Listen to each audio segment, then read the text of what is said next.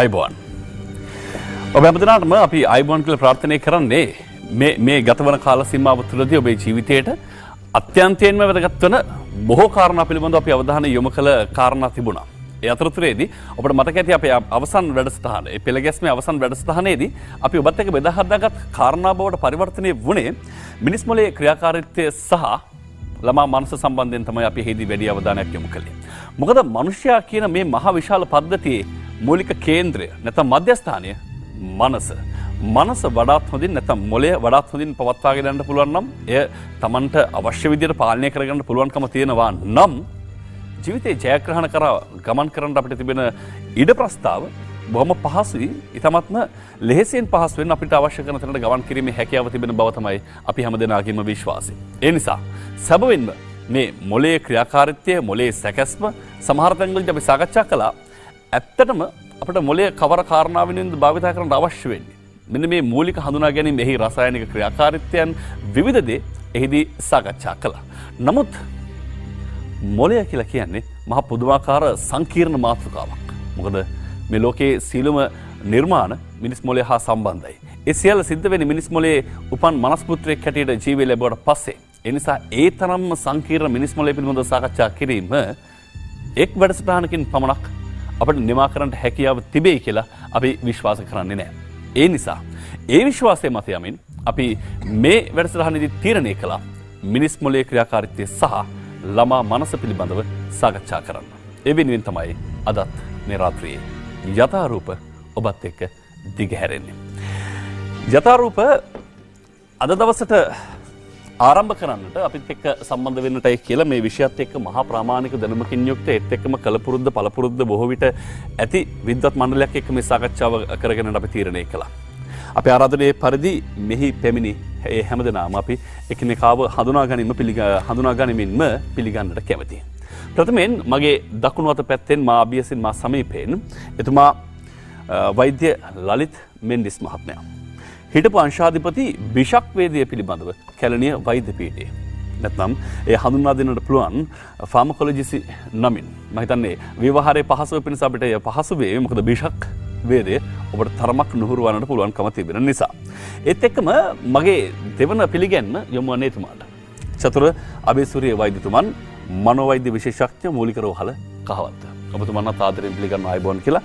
ලලිත් මිනිස් වෛද්‍යතුමනි අයබෝන් කියලා ඔබතුමා පිළිගන්නවා. ඉන් අනතුරුව චමින්ද වීරසිරිවර්ධන වෛද්‍යතුමා ඉන්නවා අපිත් එක්ක. මහනුවර මහරෝහලේ ස්නායු ශල්‍ය දැඩි සත්කාර ඒකකයේ වෛද්‍ය සහ ජ්‍යෙෂ්ඨ මනෝ උපදේශක සහ මනෝ චිකිත්සකතුමා. ඔබතුමන්වත් බොහොම සාදරයෙන් ගෞරවයෙන් අපි පිළිගන්නවා. උදේන ආටිගල වෛද්‍යතුමා. එතුමා තමයි මගේ දකුණු අත පැත්තෙන් එහාපස කෙළවරට වෙන්නට ඉන්නේ.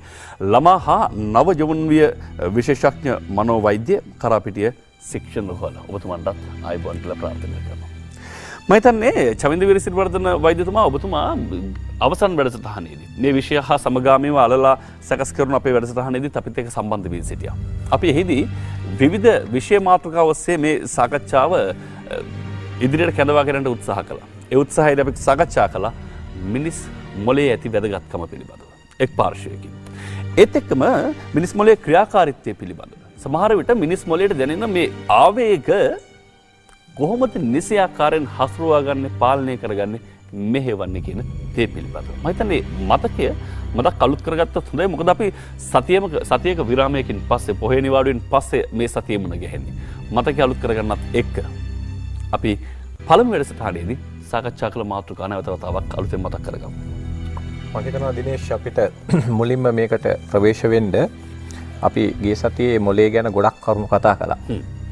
ඒ ගොඩක් කරුණු අතර කොහොමද මොළේ හැදෙන්නේ, ඒ මොළේ ව්‍යුහය කොහොමද, ඒ සරල කාරණා ටික මම හිතනවා අපි ඡායාරූප පෙළත් එක්කම ගියොත් අපිට ගොඩක් වෙලාවට ලේසි වෙයි කියලා මම හිතනවා. ඔව් මොකද මිනිස් මොළේ සම්බන්ධයි කියලා කියනවනේ රූප ඉක්මනින් අපි ග්‍රහණය කරගන්නවා කියලා. රූප ඉක්මනින් ග්‍රහණය කරගන්නවානේ.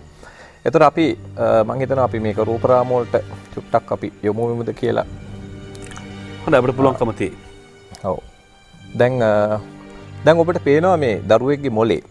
දැන් මේ හරි ලස්සනට මේ මොළේ දැන් අපි එදා ගිය සතියේ කිව්වා දැන් මේ මොළේ හැදෙනකොට මේ මොළේ හැදෙන්නේ මේ වගේ පොඩි ස්නායු සෛල වලින්. දැන් ඔබට පේනවා ඇති දැන් මේ ස්නායු සෛලවල තියෙනවා මේ පොඩි ලොකු මේ සෛල දේහයක්. ඒකෙන් ආපු කෙඳි වගේක් තියෙනවා. ඊට පස්සේ අපි කිව්වා ඒකේ මේ තව ලොකු කෙන්ද ගිහිල්ලා මේ පොඩි කෙන්දිය වලට කැඩෙනවා කියලා. ඒතර මේ වගේ සෛල බිලියන 100ක් විතර ළමයෙක් උපදිනකොට මේ වගේ සෛල බිලියන 100ක් විතර අපිට හම්බ වෙනවා. දැන් මේකේ තියෙන සුවිශේෂී කාරණාව තමයි මේ බිලියන 100 සෛල එකිනෙකට සම්බන්ධ වෙලා තියෙන්නේ හරි ටිකයි.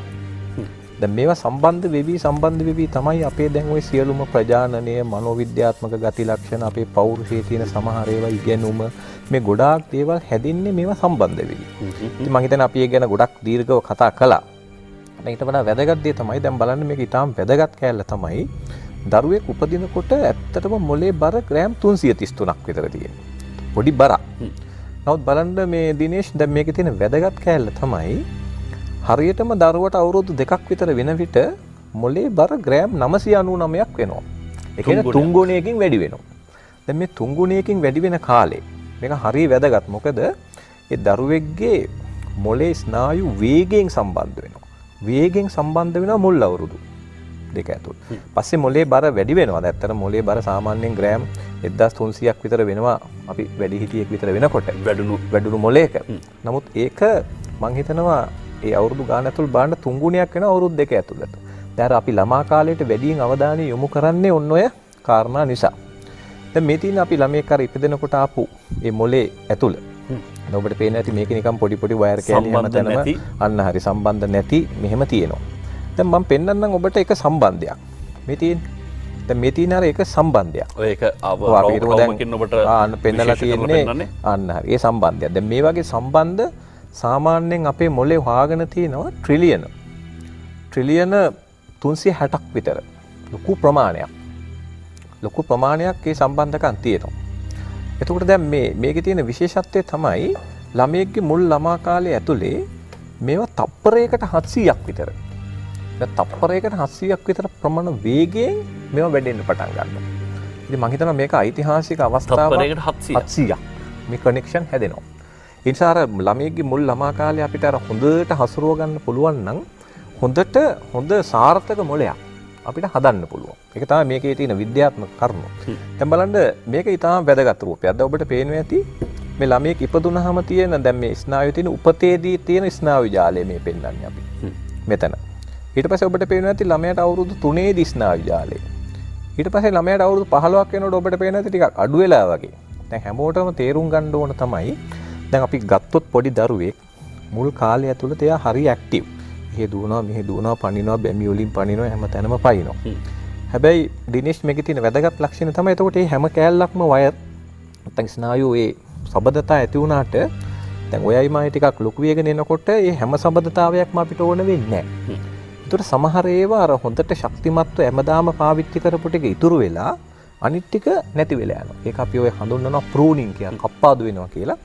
එතකොට ඔබට පේනවා ඇති දැන් ඒ කියන්නේ මානව ශිෂ්ටාචාරයේ විකාශනයේත් ඔහොමනේ සිද්ධ වුණේ. අන්න හරි. එතකොට දැන් මෙතන මේ ඒකයි මෙතන ටිකක් අඩු වගේ පේන්නේ. දැන් නලින් මෙතන වැදගත් දේ තමයි මේ මොලේ මේ ස්නායු සබඳතා වලින් තමයි මොලේ ශක්තිමත් පාදමක් හදන්නේ. ශක්තිමත් ව්‍යුහයක්. ඒ ශක්තිමත් ව්‍යුහය තමයි අනාගතයේ පෞරුෂය. මේ අනාගතේන ගැටලු ප්‍රශ්නවලදී ඒ මොලේ හොඳට ශක්තිමත්ව මුහුණ දෙනවාද නැද්ද කියන එකේ තීරණාත්මක කොටස වෙන්නේ මේ ස්නායු සබඳතාවල ශක්තිමත් භාවය. ඒ නිසා මම හිතනවා අපිට අර මේකේ මේ සබඳතා හොඳට හදාගන්න එක තමයි ඒ රටක තියෙන්න ඕන වැදගත්ම දේ. එතකොට තමයි අපිට හොඳ ශක්තිමත් ගුණාත්මක පුරවැසිව හැදෙන්නේ. දැන් අපිට පේනවා ඒක අපි මම හිතනවා ගිය සතියේ අපි ගොඩාක් ඒවා ගැන කතා කළා. දැන් මෙතන තියෙනවා මේ මොලේ දැන් මුලින් නලින් අපි කිව්ව මේක හිමීට පොඩි ජාල හැදිලා ඇවිල්ලා පස්සේ කාලෙක දැන් මොලේ විකාශනය වෙනවා විවිධ කලාප නැත්නම් විවිධ ප්‍රදේශවලට. ඒ ප්‍රදේශ ඇත්තටම වෙන කාර්යයන් කරනවා. දැන් මේ නිකන් දාලා තියෙන මේ වගේ ප්‍රදේශ කීපයක්. මම පොඩ්ඩක් ඒකේ වැදගත් ප්‍රදේශ කීපයක කැලලක් මම ඔයාලට පෙන්නන්නම්. දැන් මෙන්න මෙතන. මේකට අපි කියනවා ලිම්බික් මොලේ කියලා.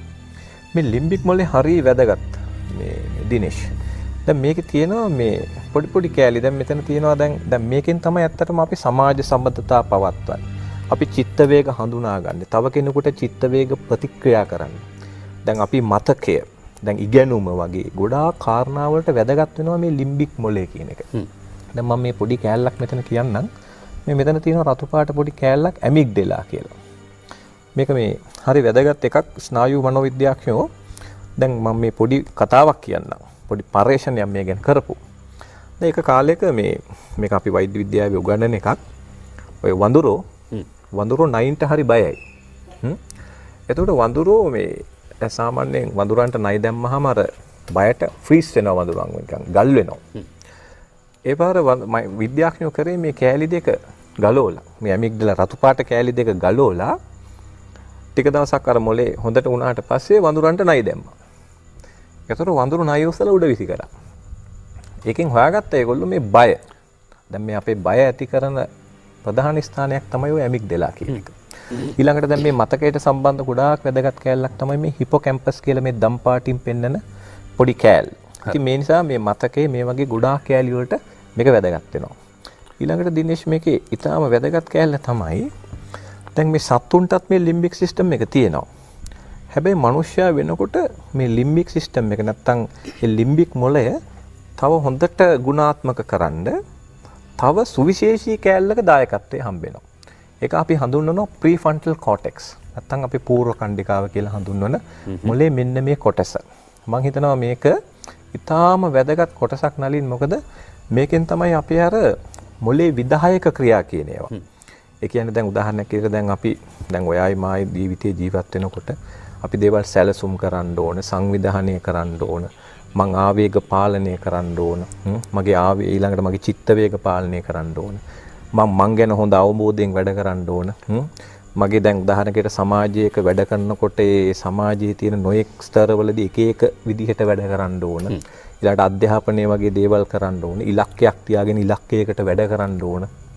මේ වගේ අපේ අර පෞරුෂයක තියෙන ඊටාම වැදගත් ගුණාත්මක කොටස හසුරුවන්නේ මෙන්න මේ පූර්ව කණ්ඩිකාවෙන්. දැන් බලන්න මේ දිනේෂ් දැන් මේකේ තියෙන ඊටාම වැදගත් කැලේ තමයි මේ පූර්ව කණ්ඩිකාව එක එක සත්තුන්ට දීලා තියෙන එක එක ප්‍රමාණ වලින්. දැන් බලන්න මේ උඩම ඉන්නවා ස්ක්විරිල් කියලා වඳුරෙක්. ඊළඟට පූසා. ඊළඟට ඉන්නවා රීසස් කියන වඳුරා. ඊළඟට බල්ලා. ඊට පස්සේ චිම්පන්සියා. දැන් මිනිස්යාට වෙනකොට තමයි මේ අර ප්‍රීෆ්‍රන්ටල් කෝටෙක්ස් නැත්තම් පූර්ව කණ්ඩිකාව වැඩිකොට දීලා තියෙන්නේ. මොකද අපිට අර හොඳ දියුණු සත්‍යයක් හැටියට මේක අර අපි මනසින් උසස් කියලා කියන්නේ ඔය ගන්න. නමුත් ප්‍රශ්නේ තියෙන්නේ මේකේ තියෙන සුවිශේෂී ලක්ෂණය තමයි අපි ඉපදෙනකොට මේක හදලා එවන්නේ නැහැ. මේක සෑහෙන කොටසක් උපතෙන් පස්සේ තමයි ගොඩ නැගෙන්නේ. එතකොට ඒකේ ඥාන වලින් කොටසක් පාලනය කරන අතරේදී මේකේ වැඩි ප්‍රමාණයකට දායකත්වයේ සපයන්නේ පරිසරය. ඒතර පරිසර සාධක අවුල් වුණොත් නැත්නම් පරිසර සාධක ඊළඟ වැදගත් දේ තමයි අර දැන් මොලේ වෙනස් කරන්න දෙන්න ඕන මේ ශක්තිය. දැන් බලන්න මේ දිනේෂ් මේකේ තියෙන වැදගත්ම කෑල්ල තමයි මේ නිල් පාටින් පෙන්වන්නේ අපි මොලේ වෙනස් කරන්න දෙන්න ඕන ශක්තිය. පහළ සිට ඉහළට ගන්න. හරි. දැන් මේ තියෙන්නේ මොලේ වෙනස් කිරීමේ හැකියාව. දැන් බලන්න මුල් අවුරුදු 10 වගේ කාලය ඇතුළත මොලේට ලොකු වෙනසක් ශක්තිය අඩුවෙන් දුන්නාම ඇති. මොලේ ටක් ගාලා වෙනස් කරන්න පුළුවන්. හැබැයි 30 පයින්කොට මොලේ වෙනස් කිරීමේ හැකියාව එන්න වැඩි වෙනවා. ඒ වගේම දෙන්න ඕන ශක්තිය වැඩි වෙනවා, මේක අඩු වෙනවා. හැබැයි මේකේ විශේෂ ලක්ෂණයක් තියෙනවා. අපි කොච්චර වයසට ගියත් මේකේ පොඩ්ඩක් හරි වෙනස් කරගන්න පුළුවන්. ඒ හැකියාව අපිට තියෙනවා. අවසන් මොහොත දක්වා. එතකොට දැන් මම මේ කියන්න හදන වැදගත් සාධකය තමයි මෙන්න මෙතන. මොකද්ද අපි එදා පැහැදිලිව මේක කතා කළා. අර පූර්ව කණ්ඩිකාව නැත්තම් ප්‍රීෆ්‍රන්ටල් කෝටෙක්ස් එක තමයි අපේ පෞරුෂයේ වැදගත් කොටසක් හසුරුවන්නේ. හැබැයි අර පරිසර සාධක විකෘතිව පිහිටෙව්වොත් මෙන්න මෙතනදී ඒ පූර්ව කණ්ඩිකාව විනාශ වෙනවා. නැත්තම් ඒ පූර්ව කණ්ඩිකාව ක්‍රියාකාරීත්වයේ යම් ප්‍රශ්න එනවා. ඔය දකුණු පස රූපරාමය දක්වන්නේ. වෙනන්නේ අපරාධකාරයෙක්ගේ මොලේ. මේ තියෙන්නේ අපිට හොඳට ගුණාත්මකව හදපු කෙනෙක්ගේ මොලේ. ඔබට පේන්නේ නැති මේ පූර්ව කණ්ඩිකාව හොඳට රතු පාටින් කහ පාටින් පෙන්නනවා. මේවා මේ පෙට් ස්කෑන් වලින් ගත්ත රූප. දැන් මේ අපරාධකාරයෙක් කෙනෙකුට ඔබට පේනවා ඇති මේ පූර්ව කණ්ඩිකාව එච්චර හොඳට හැදිලා නැහැ. ඒ නිසා තමයි අර එයාගේ තියෙන හැසිරීම මේවත් එක්ක ගැලපෙනවා. දැන් අවසාන වශයෙන් මට කියන්න තියෙන්නේ මෙන්න මේ දරුවගේ මෙන්න මේ තියෙන තව එකක් ඒ වගේ අර අපයෝජනයට ලක් වෙච්ච දරුවෙක් සහ කුඩා කල හොඳින් දියුණු කර දරුවෙක් අතර වෙනස. ඉතින් මම හිතනවා අපි මේවා ගැන ගොඩාක් ගිය සතියේ කතා කළා. හැබැයි මේ දිනේෂ් අපිට හොඳ ප්‍රවේශයක් අද තියෙනවා. මට අවස්ථාවක් දෙන්න. අපි ප්‍රවේශයට එමු. නමුත් අපි මෙතුවක් දවස් ඒ කියන්නේ අපි අවසන් වැඩසටහනේදී අපි සාකච්ඡා කළ තැනින් දැනට අපි මතකයේ හාරා උත්සාහ ගත්තා. මතකයට යම් උත්තේජනයක් දුන්නා. මතකයත් එක්ක දැන් අර නිදන්ගත වී තිබුණු කාරණා එකින් එක නැවත වතාවක් ඔබේ මතකයේ දිගහැරෙන්නට පුළුවන්. ඒ පරිස්සමෙන් හෙමින් දිගහරින්න. මොකද කාල වේලාවක් තියෙනවා අපිට කෙටි විරාමයකට යන්න. විරාමයෙන් පස්සේ යථාරූප අද සාකච්ඡාවට අපි නිශ්චිත වශයෙන්ම ඒක රැශී වෙමු.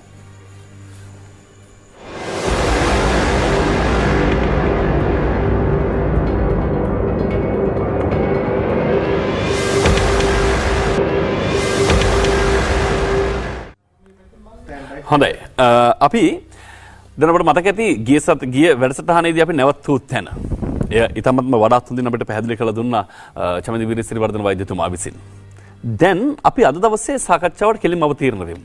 දැන් අපි මෙහිදී විශේෂයෙන් සාකච්ඡා කරන්න සූදානම් වුණා. ආරම්භයේදී වැඩි වශයෙන් කතා බහ කරන්න සූදානම් වන කාරණාව තමයි මිනිස් මොලේ ඇති රසායනික ක්‍රියාකාරීත්වය. සමහර ලාවට මේ රසායන ක්‍රියාකාරීත්වය අපේ ජීවිතේට මොනතරම් වැදගත්ද කියලා ඔබට මේ මාතෘකාව කතා බහ කිරීමෙන් පස්සේ හොඳින් ග්‍රහණය කරගන්න පුළුවන්කම ලැබේ. පුංචි රසායනික වෙනසකින් රසායනික අංශු මාත්‍රයකින් ජීවිතේ බොහෝ දේ වෙනස් විය හැකි බව මිනිස් මොළයත් එක්ක සම්බන්ධව අපි දැන් විග්‍රහ කරගන්න සූදානම්ින් ඉන්නවා. මම ආරාධනය කරනවා වෛද්‍ය ලලිත් මිනිස් මහත්මයාට මේ කාරණාව පැහැදිලි කරලා දෙන්න කියලා. දැන් චමින්ද කීවාක් මෙන් අපේ මිනිස් මොළයේ විශේෂ ලක්ෂණය තමයි පෙර පූර්ව කණ්ඩිකාව බොහෝ වර්ධනය වී තිබීම. ඔහු කිව්වා අපිට ඒක ඉපදෙනකොට ටිකයි තියෙන්නේ ඒ ළමා වයස අවුරුදු 2 වෙනකොට 333ක් වූ ග්‍රෑම් ගන්න 999ක් වෙනවා. මේ පෙර පූර්ව කණ්ඩිකාව බොහෝසේ වර්ධනය වෙන්න පටන් ගන්නවා. මේක වර්ධනය වෙන්නේ කොහොමද? පොඩිම කාලෙත් ළමයා දන ගන්න කාලෙත් අපි කිමු කොටුවක දැම්ම කියලා ඒ ළමයාට තියෙනවා ඔහු තුල සැලසුම් කරන ලද විදායක ක්‍රියාදාමයක්. ඔහු හිතනවා මම දන ගාගෙන කොටුවේ කෙළවරට යන්න ඕන. ඒක ආරම්භයක්. ඊළඟට ඔහු තරණයක යෙදෙනවා. ඒක අවසානයේ දක්වා මං කරන්න ඕන. ඊළඟට කොටුවේ අද්දරට ගිහිල්ලා කොටුවේ අර වැට අල්ලගෙන නැගිටින්න ඕන. එසේ නැගිටලා ඔහුට අවශ්‍ය වෙනවා ඇතුලේ තියෙන එකක් එළියට විසි කරන්න. එතකොට ඒ ආයෙත් ඔහු දන ගාගෙන එනවා. දැන් ඇත්තෙම මොළේ වර්ධනය වෙන්නේ හොඳට සම්බන්ධතා ජාලය ඇති වෙන්නේ මේ ඇඟිලි අර කකුලේ ඇඟිලි බිම ගෑවි යන තරමට මොලේ හොඳට වර්ධනය වෙනවා. ඊළඟට ඔහුට අවශ්‍ය වෙනවා ඇතුලේ තියෙන ඔක්කොම ටික එළියට විසි කරන්න. ඊළඟට අම්මා හරි ආච්චි හරි ළඟ ඉන්නවා නම් ඒ විසි කරපු ඒවා ඔහු අරගෙන ඇවිල්ලා මෙයාට දුන්නාම මෙයාට හරි ප්‍රීතියක් දැනෙනවා.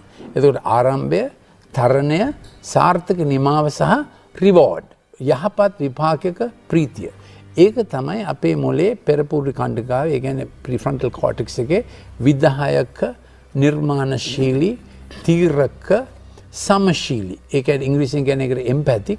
ඒ කියන්නේ එයාටත් හොඳයි අම්මටත් හොඳයි. එහෙම තමයි අපේ ඇතුළ හැදෙන්න අවශ්‍ය.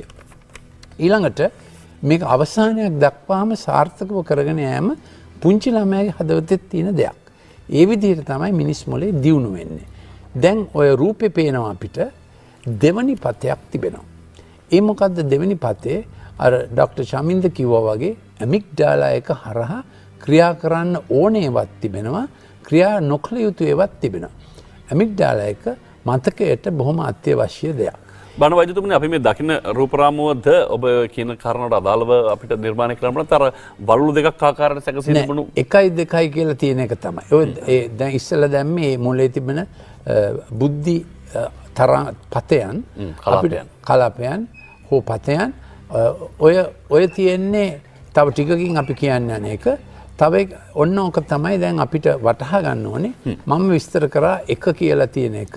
ඒක තමයි අර top down regulation හිතාමතා විදායක යාමනය.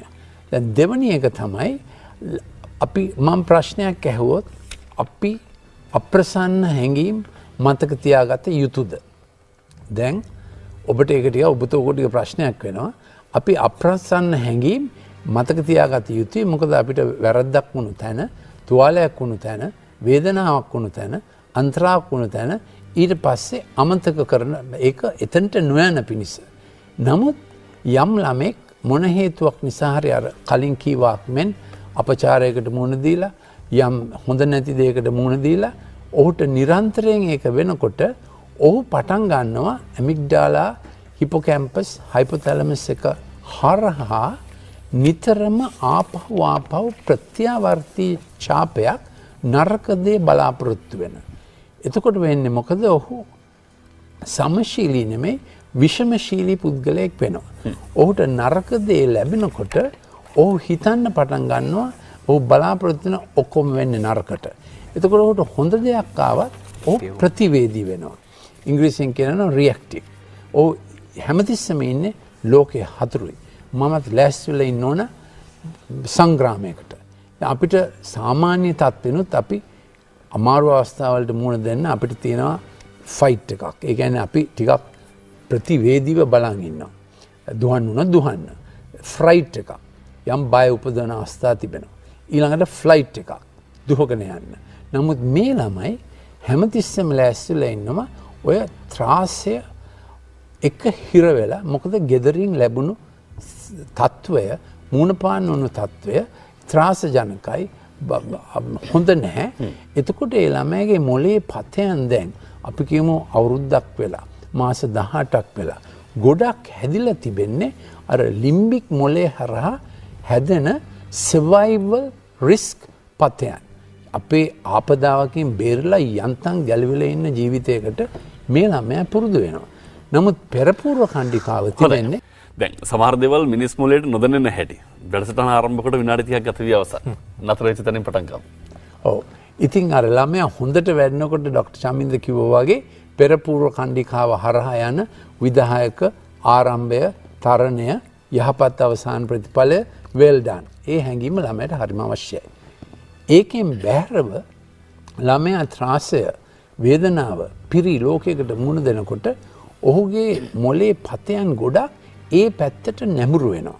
අපි දන්නා වර්තමාන ලෝකේ සාමාන්‍යයෙන් gedara ඇති වෙන ආපදා ඊළඟට විභාගයකට මුහුණ දෙන්න ගියාම ඔහුට කරගන්න බැරි විෂයන් වලින් ඔහුගෙන් බලාපොරොත්තු වෙන දේවල් අපේ ඊළඟ ග්‍රැෆික් එකේ අපි පෙන්눔 කරනවා අම්මලා තාත්තලාගේ දැන ගැනීම සඳහා ළමයින්ගේ දැන ගැනීම සඳහා අපි කොහොමද දැනගන්නේ ළමෙක් ගණිතයට දක්ෂ වෙයිද භාෂාවට දක්ෂ වෙයිද කලාවට දක්ෂ වෙයිද ළමෙක් ප්‍රසංගික ළමෙක්ද ප්‍රබුද්ධික ළමෙක්ද එයා verbal processingද නැත්නම් පින්තූර බලලා ඉගෙන ගන්න ප්‍රසංගික ළමෙක්ද එයා කතා කරලා මැනේජ් කළමනාකරණයෙන් දියුණු වෙන්න යන කෙනෙක්ද නැත්නම් රංගනයෙන් දියුණු වෙන්න යන කෙනෙක්ද දැන් මේ යම් යම් gedara ඇති වෙන හොඳ නැති ත්‍රාසයන්ට අමතරව ඩිජිටල් ලෝකයට ළමයා ඇතුළු වුණාම ඩිජිටල් තිරයෙන් එල්ල වෙනවා ළමයාගේ මොළයට තදින් බලපාන ත්‍රාසයන්.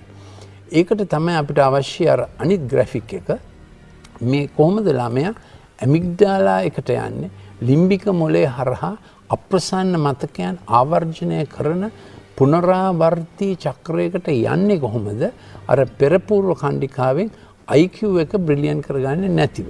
ඉතින් අපේ ස්ලෝගන් එකක් තියෙනවා අපේ මේ එම්පැතික් ලර්නින් සෙන්ටර් එක කරනකොට ළමාචාර්ය ශික්ෂණ මධ්‍යස්ථානයේ ළමයි එනකොට අපේ ස්ලෝගන් එකක් තියෙනවා nobody is born brilliant, you are trained brilliant.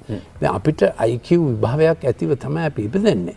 හැබැයි ඒක පුහුණු කරගන්න විදිහට තමයි ළමෙක්ගේ IQ එක ඊළඟ ශික්ෂණ හැකියාව වැඩි වෙන්නේ. ඔව් ඒ කියන්නේ උපත්තින්ම විශිෂ්ටයක් නොවේ. නමුත් පුහුණුවෙන් පෙරවීරියෙන් විශිෂ්ටත්වයට පත්වීම සම්බන්ධයි. පත්වීම ඒ ශික්ෂණ රටාව හැදෙන විදිහට තමයි ළමයා දියුණු වෙන්නේ. අපි ඊළඟ ග්‍රැෆික් එකේ තිබෙනවා ළමෙක් ශික්ෂණයට යොමු වෙනකොට කොයි විදිහටද මොලේ රසායනය යොමු වෙන්නේ. ඔය පළවෙනි ඔක U curve එකක් ඇත්තෙම අර්ථකවයක් වගේ පෙන්වන්නට අපි ඒක ෆිසියොලොජි වල කියන්නේ U curve කියලා. දැන් ළමෙක් හිතාමතා ළමෙක් විතරක් නෙමෙයි අපිත් හිතාමතා යම් වැඩක් කරනකොට පාඩමක් කරනකොට අවුරුදු 8 පහ වෙනකොට ළමෙක්ගේ අවධාන කාලය මිනිත්තු 40 දක්වා දික් වෙන්න අවශ්‍යයි. ඉස්කෝලේ ගිය ගමන් අපි දන්නවා ඒක මිනිත්තු 30යි. මේ මිනිත්තු 30ට ළමයා අවුරුදු 5දී එන්න නම් අවුරුදු 3ෙදිම අවධාන කාලය ළමයාගේ මිනිත්තු 10යි 15යි වශයෙන් දික් ගැහෙන්න ඕන. අවුරුදු 3 ළමයා කොහොමද මේ අවධාන කාලයයි IQ එකයි බුද්ධි මට්ටම අතර ඉතා කිට්ටු සම්බන්ධතාවයක් තිබෙනවා. අවධාන කාලය, අවධාන ගැඹුර. ඉතින් පොඩි දුව බෝනික්ක නැගිටිනවා. බෝනික් එක්ක ඉස්කෝලේ යනවා. දත් කට මැදලා බෝනික් කඩුව දෙක හැම දීලා ඕනිකගේ ඉස්කෝලේ මොකද්ද පොඩි දුවගේ ඩෙස්ක් එක. පොඩි දුවගේ වයස කීයද? අවුරුදු 3යි. ඩෙස්ක් එකේ මේ පැත්තේ කවුද ගුරුවරයා? පොඩි දුව. කවුද ශිෂ්‍යයා? බෝනික්කා. ඉතින් එයා දන්නේම උගන්වනවා. ඊට පස්සේ ඉස්කෝලේ ඉවර වෙනවා. ගෙදර එනවා. දවල් කෑම කනවා. ඔය අවධාන කාලය මිනිත්තු 15 අවුරුදු 3ේදීම හැදෙන්න ඕන. දැන් අපි ඩිජිටල් තිරය දුන්නොත් ළමයා ආරම්භයයි තරණයයි අවසාන ඉලක්කයයි කරා ළමයා යන්නේ නැහැ. ඩිජිටල් තිරය එක චුක් චුක් චුක් චුක් කර කර එයා ඉන්නවා. දැන් ඩිජිටල් තිරය ද්විමානයි. අපේ සාමාන්‍ය ජීවිතේ හැම දෙයක්ම ත්‍රිමානයි. දකින්නේ ත්‍රිමාන, අල්ලන්නේ ත්‍රිමාන. ඉතින් බලන්න ළමයාට ඩිජිටල් තිරයක් දුන්නොත්, ස්මාර්ට්ෆෝන්, iPad ටැබ් එකක් දුන්නොත් මේ ළමයා ත්‍රිමානව අල්ලන දේවල් අර මෙහෙම කර කර යනවා, දණහෙන් යනවා, නැගිටින්න උත්සාහ කරනවා. ඔය මුකුත් නැහැ. පස්සේ එක තැනක තියාගත්ත අරක චුච්චුක් කරනවා. සමතල පැතිරි ලෝකයක්. සමතල පැතිරි ලෝකයක්. ඉතින් ඒ කියන්නේ ත්‍රිමාන කියන්නේ 2 බලය 3.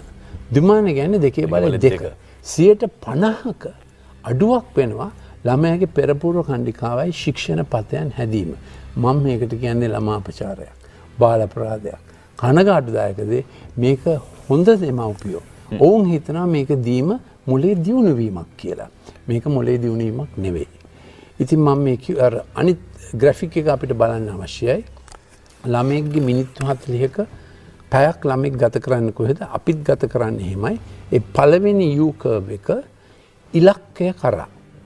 ඒක නෙමෙයි අර ඉස්සලා කිව්වේ U හැඩති දෙකක් තිබුණු රූප රාමුවට ලබා ගන්න පුළුවන් නම් වඩා හොඳයි. U හැඩ දෙක. ඔව්. පළමු U හැඩේ තිබෙනවා ගමන් මඟ තීරණය කරන ආකාරය පළවෙනි විනාඩි ඒක ඉලක්කය කරා මිනිත්තු 40ක් වැඩ කිරීම. එතකොට වැඩ කරන්නේ මෙන්න තිබෙනවා. ඒක තමයි. එතකොට වැඩ කරන්නේ ඩෝපැමින් කියන නියුරෝකෙමිකල් ට්‍රාන්ස්මිටර්. ඒ කියන්නේ ස්නායු රසායනික සම්ප්‍රේෂකය. ඒක තමයි අපිව ඉලක්කය කරා යොමු කරන්නේ. ඒ කියන්නේ අපි පාඩමක් පටන් ගත්තා, ගෘහණිය උයන්න පටන් ගත්තා. අපිට හැඟීමක් තියෙනවා මේක ඉවර වෙනකම් මම කරගෙන යන්න ඕන.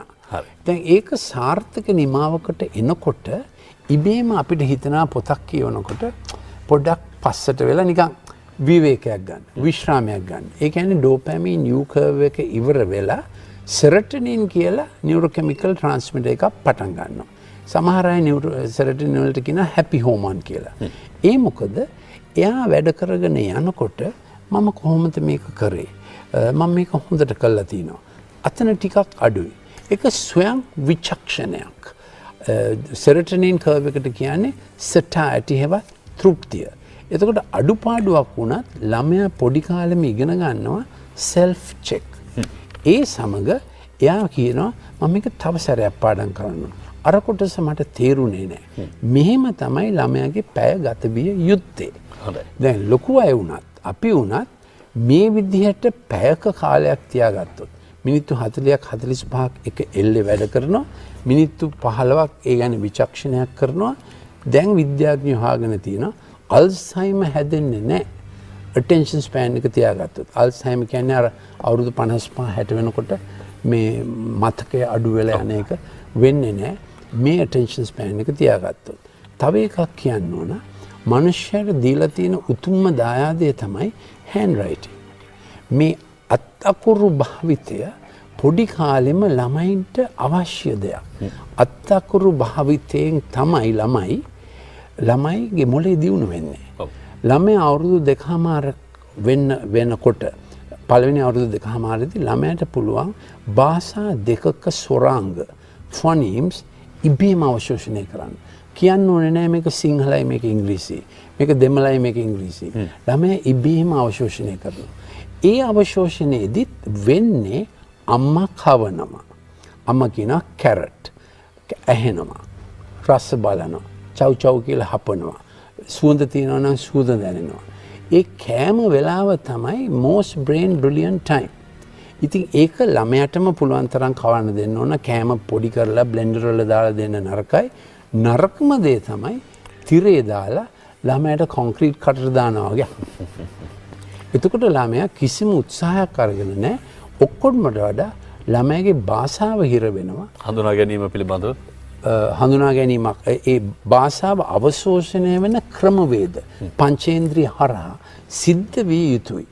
ඒකට ඩිජිටල් තිරය දැම්මොත් හොඳයි. භාෂාව හිර වෙනවා. හොඳයි. ඔන්න ඔය කාරණා නිසියාකාරයෙන් ළමා වයසේදීම මොළයට ග්‍රහණය නොවුනම තමයි ඒ හිස්තනක් සහිත මිනිසෙක් බවට ඔහුපත් වෙන්නේ. ඒ හිස්තන පූර්ණය කරගන්න ගියාම අතීතයේ ඉතිරි වුණු දේවල් වර්තමානයේදී අනාගතයේදී නැවත පිරවීම සඳහා ගන්නා වූ උත්සාහය තුළ මානසික ආතතිය, ස්ට්‍රෙස් අනිවාර්යෙන්ම ඇතිවන්නට පුළුවන් බව තමයි මේ වෛද්‍ය සභාවෙත් පොදු මතය. ඒ සම්බන්ධයෙන් කාටවත් දෙගිඩියාවක් නැහැ, කාටවත් විවාදයක් නැහැ, කවුරුත් එක්කයි ලෝකෙත් මතය ඒකයි. කෙසේ වෙතත් ස්ට්‍රෙස් පිළිබඳව නැත්නම් මේ මානසික පීඩනය පිළිබඳව අපි ඒක කොහොමද නිසියාකාරයෙන් හඳුනාගන්නේ, මානසික ආතතිය පිළිබඳව කොහොමද නිසියාකාරයෙන් හඳුනාගන්නේ කියලා අපිට පැහැදිලි කරලා දෙයි මනෝවෛද්‍ය විශේෂඥ මූලික රෝහල කහවත්ත චතුර අබේසූරිය වෛද්‍යතුමා.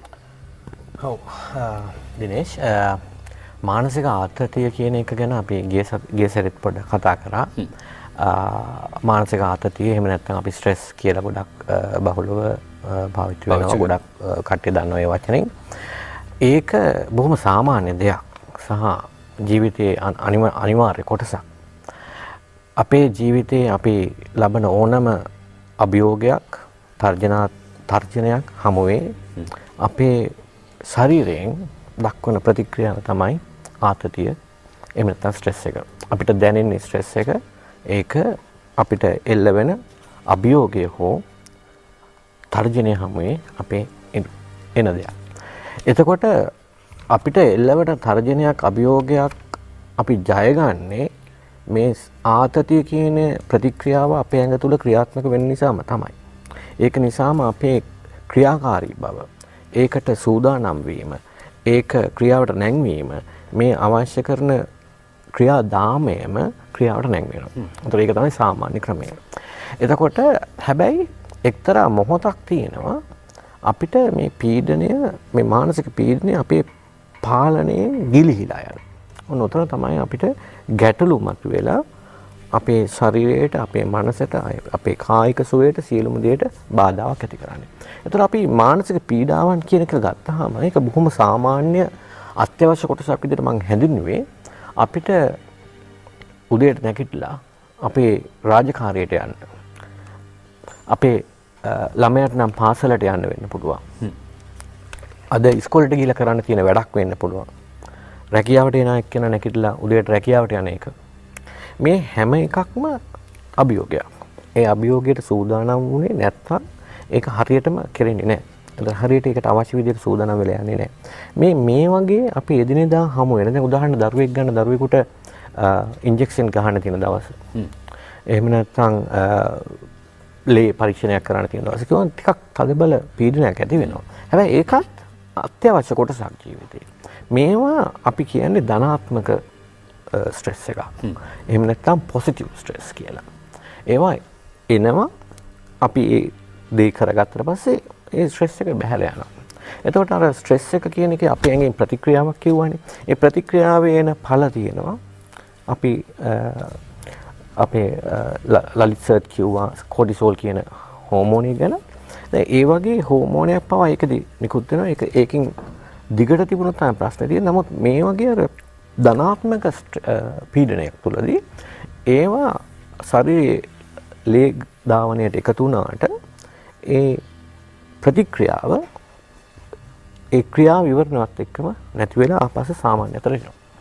එතකොට මේක අපි පොසිටිව් ස්ට්‍රෙස් එකක් කියලා. මේක අනිවාර්යයි ජීවිතේ. ඒකත් එක්ක මොළයේ ස්නායු වර්ධනයත් වැඩි වෙනවා. ඒ කියන්නේ පැහැදිලිවම මේ මානසික ආතතියේ කොටස් දෙකක් තිබෙනවා. එකක් ධනාත්මකව, එකක් ඍණාත්මකව. වෛද්‍යතුමා කියන්නේ මේ ධනාත්මක කොටස ජීවිතේ තිබිය යුතුයි. තිබිය යුතුයි. එහෙනම් නොතිබිය යුතු කොටස මොකක්ද? ඔව්, එතෙන් ඉස්සෙල්ලා අත්‍තරම ගත්තාම දැන් ඒ වගේ අපි අර කතා කරපු පොඩි දේවල් හැමුවේ අතරමැදිව තව එනවා මෙහෙම. උදාහරණයකට තමන්ගේ අම්මා තාත්තා නැති වෙන්න පුළුවන්. තමන් ආදරෙන් හදාගෙන හිටිය ගෙදර ඉන්න බලු පැටියා වෙන්න පුළුවන්. රූස් පැටියා වෙන්න පුළුවන්. මැරෙනවා. එහෙම නැත්නම් දරුණු අසනීපයකට පත් වෙනවා. ඩෙන්ගු හැදලා ඉස්පිරිතාලේ ගිහිල්ලා නවතින්න වෙනවා. එහෙමත් නැත්නම් මේ විභාගයක් එනවා. දැන් මේකට එනවා ටිකක් වැඩිපුර පීඩනයක්. ඒ පීඩනය කොහොමද දරුවා මොහොන දෙන්නේ? අන්න එතකොට වැදගත් වෙනවා ගෙදර ඉන්නේ කවුද? වැඩිහිටියෝ කවුද? එයාලා මේ දරුවාගේ මේ පීඩනය දකින්න එක. මේකෙදි සහයෝගයක් වෙන එක. මේ දරුවාට ලං වෙන එක. දරුවට ආදරය දෙන එක, මේ දරුවගේ පීඩනය බෙදා ගන්න හදන එක. මෙන්න මේක තුල දරුවගේ අර වැඩි වෙලා එන පීඩනය ක්‍රමයෙන් බැහැලා සාමාන්‍ය තත්ත්වයට එනවා. තුනී කරගන්න පුළුවන් තුනී කරගන්න පුළුවන් තත්ත්වයට එනවා. අපි හිතමු ඒ කියන්නේ ගෙදර යම් කිසි ප්‍රශ්න වෙන්න පුළුවන්, පාසලේදී ගුරුවරයෙක් කියපු දෙයක්, ළමයෙක් බැනපු දෙයක්, අහපු දෙයක්, මේ ඕනම එකක් එක්ක තදබල පීඩාවක් ආවට අපේ වැඩිහිටියෙක් පාසලේ ගුරුවරයා වෙන්න පුළුවන්, ගෙදර අම්මා තාත්තා වෙන්න පුළුවන්, වෙනත් කෙනෙක් වෙන්න පුළුවන්. දරුවත් එක්ක ලං වෙලා දරුවාගේ පීඩනේ අහලා ඒක සහකම්පනය දක්වලා ඒකේ වේදනාවෙන් කොටසක් ෂෙයා කරගෙන එහෙම නැත්නම් බෙදාගෙන දරුවට පුළුවන් ඒකෙන් ගොඩ වෙන්න. දැන් ඒ වගේ තදබල පීඩාකාරී දෙයක් දරුවට සිදු වෙද්දී අපිට මෙහෙම සහයෝගයක් දෙන්න කෙනෙක් ගෙදර නැති වුණොත්, තමාට විශ්වාසවන්ත කෙනෙක් ගෙදර නැත්තම්, මේ දරුවගේ මේ වේදනාව දකින්න කෙනෙක් ගෙදර නැත්තම්, දරුවගේ මේ පීඩාවට පත් වෙද්දී අපහසුයෙන් ඉන්නකොට ඒක දකින්න කෙනෙක් නැත්තම්, දරුවා තනියෙන් මේකට මුහුණ දෙන්න තියෙන්නේ. එතකොට සමහරක් වෙලාවට දරුවට කරදර සිද්ධ වෙනවා, ඒවා කියන්න කෙනෙක් නැහැ. දරුවාට ලොකු ප්‍රශ්න මතුවෙනවා. ඒක කාත් එක්කද කියලා සහනයක් ලබා ගන්න. අන්න ඒක කරගන්න බැරි තත්වයක් එනවා. දරුවාට ප්‍රශ්නේ විසඳ ගන්න තේරෙන්නේ නැහැ. ඒකට උදව් කරන්න කෙනෙක් නැහැ. මෙන්න මෙහෙම තත්වයක් පවතිනවා නම් යම්කිසි ගෙදරක, යම්කිසි පාසලක ළමයි මුහුණ දෙනවා නම් මෙහෙම තත්වයකට, අන්න එහෙම තැනක අපි මේ කතා කරන අද විශේෂයෙන්ම ලොකුම ප්‍රධාන මාතෘකාව කරගන්න ටොක්සික් ස්ට්‍රෙස්, එහෙම නැත්නම් දූලක ආතතිය කියන තත්වයට මෙන්න මේ දරුවාගේ, මෙන්න මේ තැනත්තාගේ මොළේ භාජනය වෙනවා. එතකොට මෙන්න මේ දූලක ආතතිය කියන එක අර අපි මුලින් කතා කරපු පොසිටිව් ස්ට්‍රෙස්, එහෙම නැත්නම් ධනාත්මක ආතතිය වගේ නෙමෙයි. ඒක ඊට වඩා ටිකක් නෙවෙයි සෑහෙන්න මොළයට හානි කරයි. මොළයට ටොක්සික් කියලා කියන්නේ ඒකයි, විෂක්. මොළේ ස්නායු විනාශ කරන්න පුළුවන් කමක් තියෙනවා. ඒක තමයි ඇත්තටම අපි කතා කරන්න හදන ලොකුම මාතෘකාව. මම හිතන්නේ ඒ ලොකු මාතෘකාවේ ඊළඟ වැඩිපුර බරක් තරන්න කියලා මා උදේනාටිකල වෛද්‍යතුමන්ට ආරාධනා කරන්න කැමතියි. එතුමා ළමා හා නවජෝන් පිළිබඳව වන විශේෂඥ මනෝවෛද්‍යවරයෙක් කරාපිටියේ. මම හිතන්නේ දැන් ඔබතුමාට අත්දැකීමුත් ඇති. මොකද ඔබතුමාගේ විෂයපතියට බොහොම සමීපයි මේ කාරණාව. මේ මානසික හිදසට නැත්නම් මේ මානසික ආතතියට පීඩනයට පත් වුණු දරුවන් සම්බන්ධයෙන් කොහොමද සමාජ භාවිතාව සිද්ධ වෙන්න ඕනේ? කොහොමද අපි උන හඳුනගන්නේ? දැන් මේ කියනවා එවන්නක් තිබෙනවා නම් වැඩිහිටියෝ හඳුන ගන්න ඕනේ කියලා. දැන් ප්‍රශ්නාර්ථයේ තියෙන සම්බොහෝ විට වැඩිහිටියාට මේ හඳුනා ගන්න බැරි කම. කොහොමද එවැනි තත්ත්වයකදී අපි ළමයි හඳුනගන්නේ? ඔව්.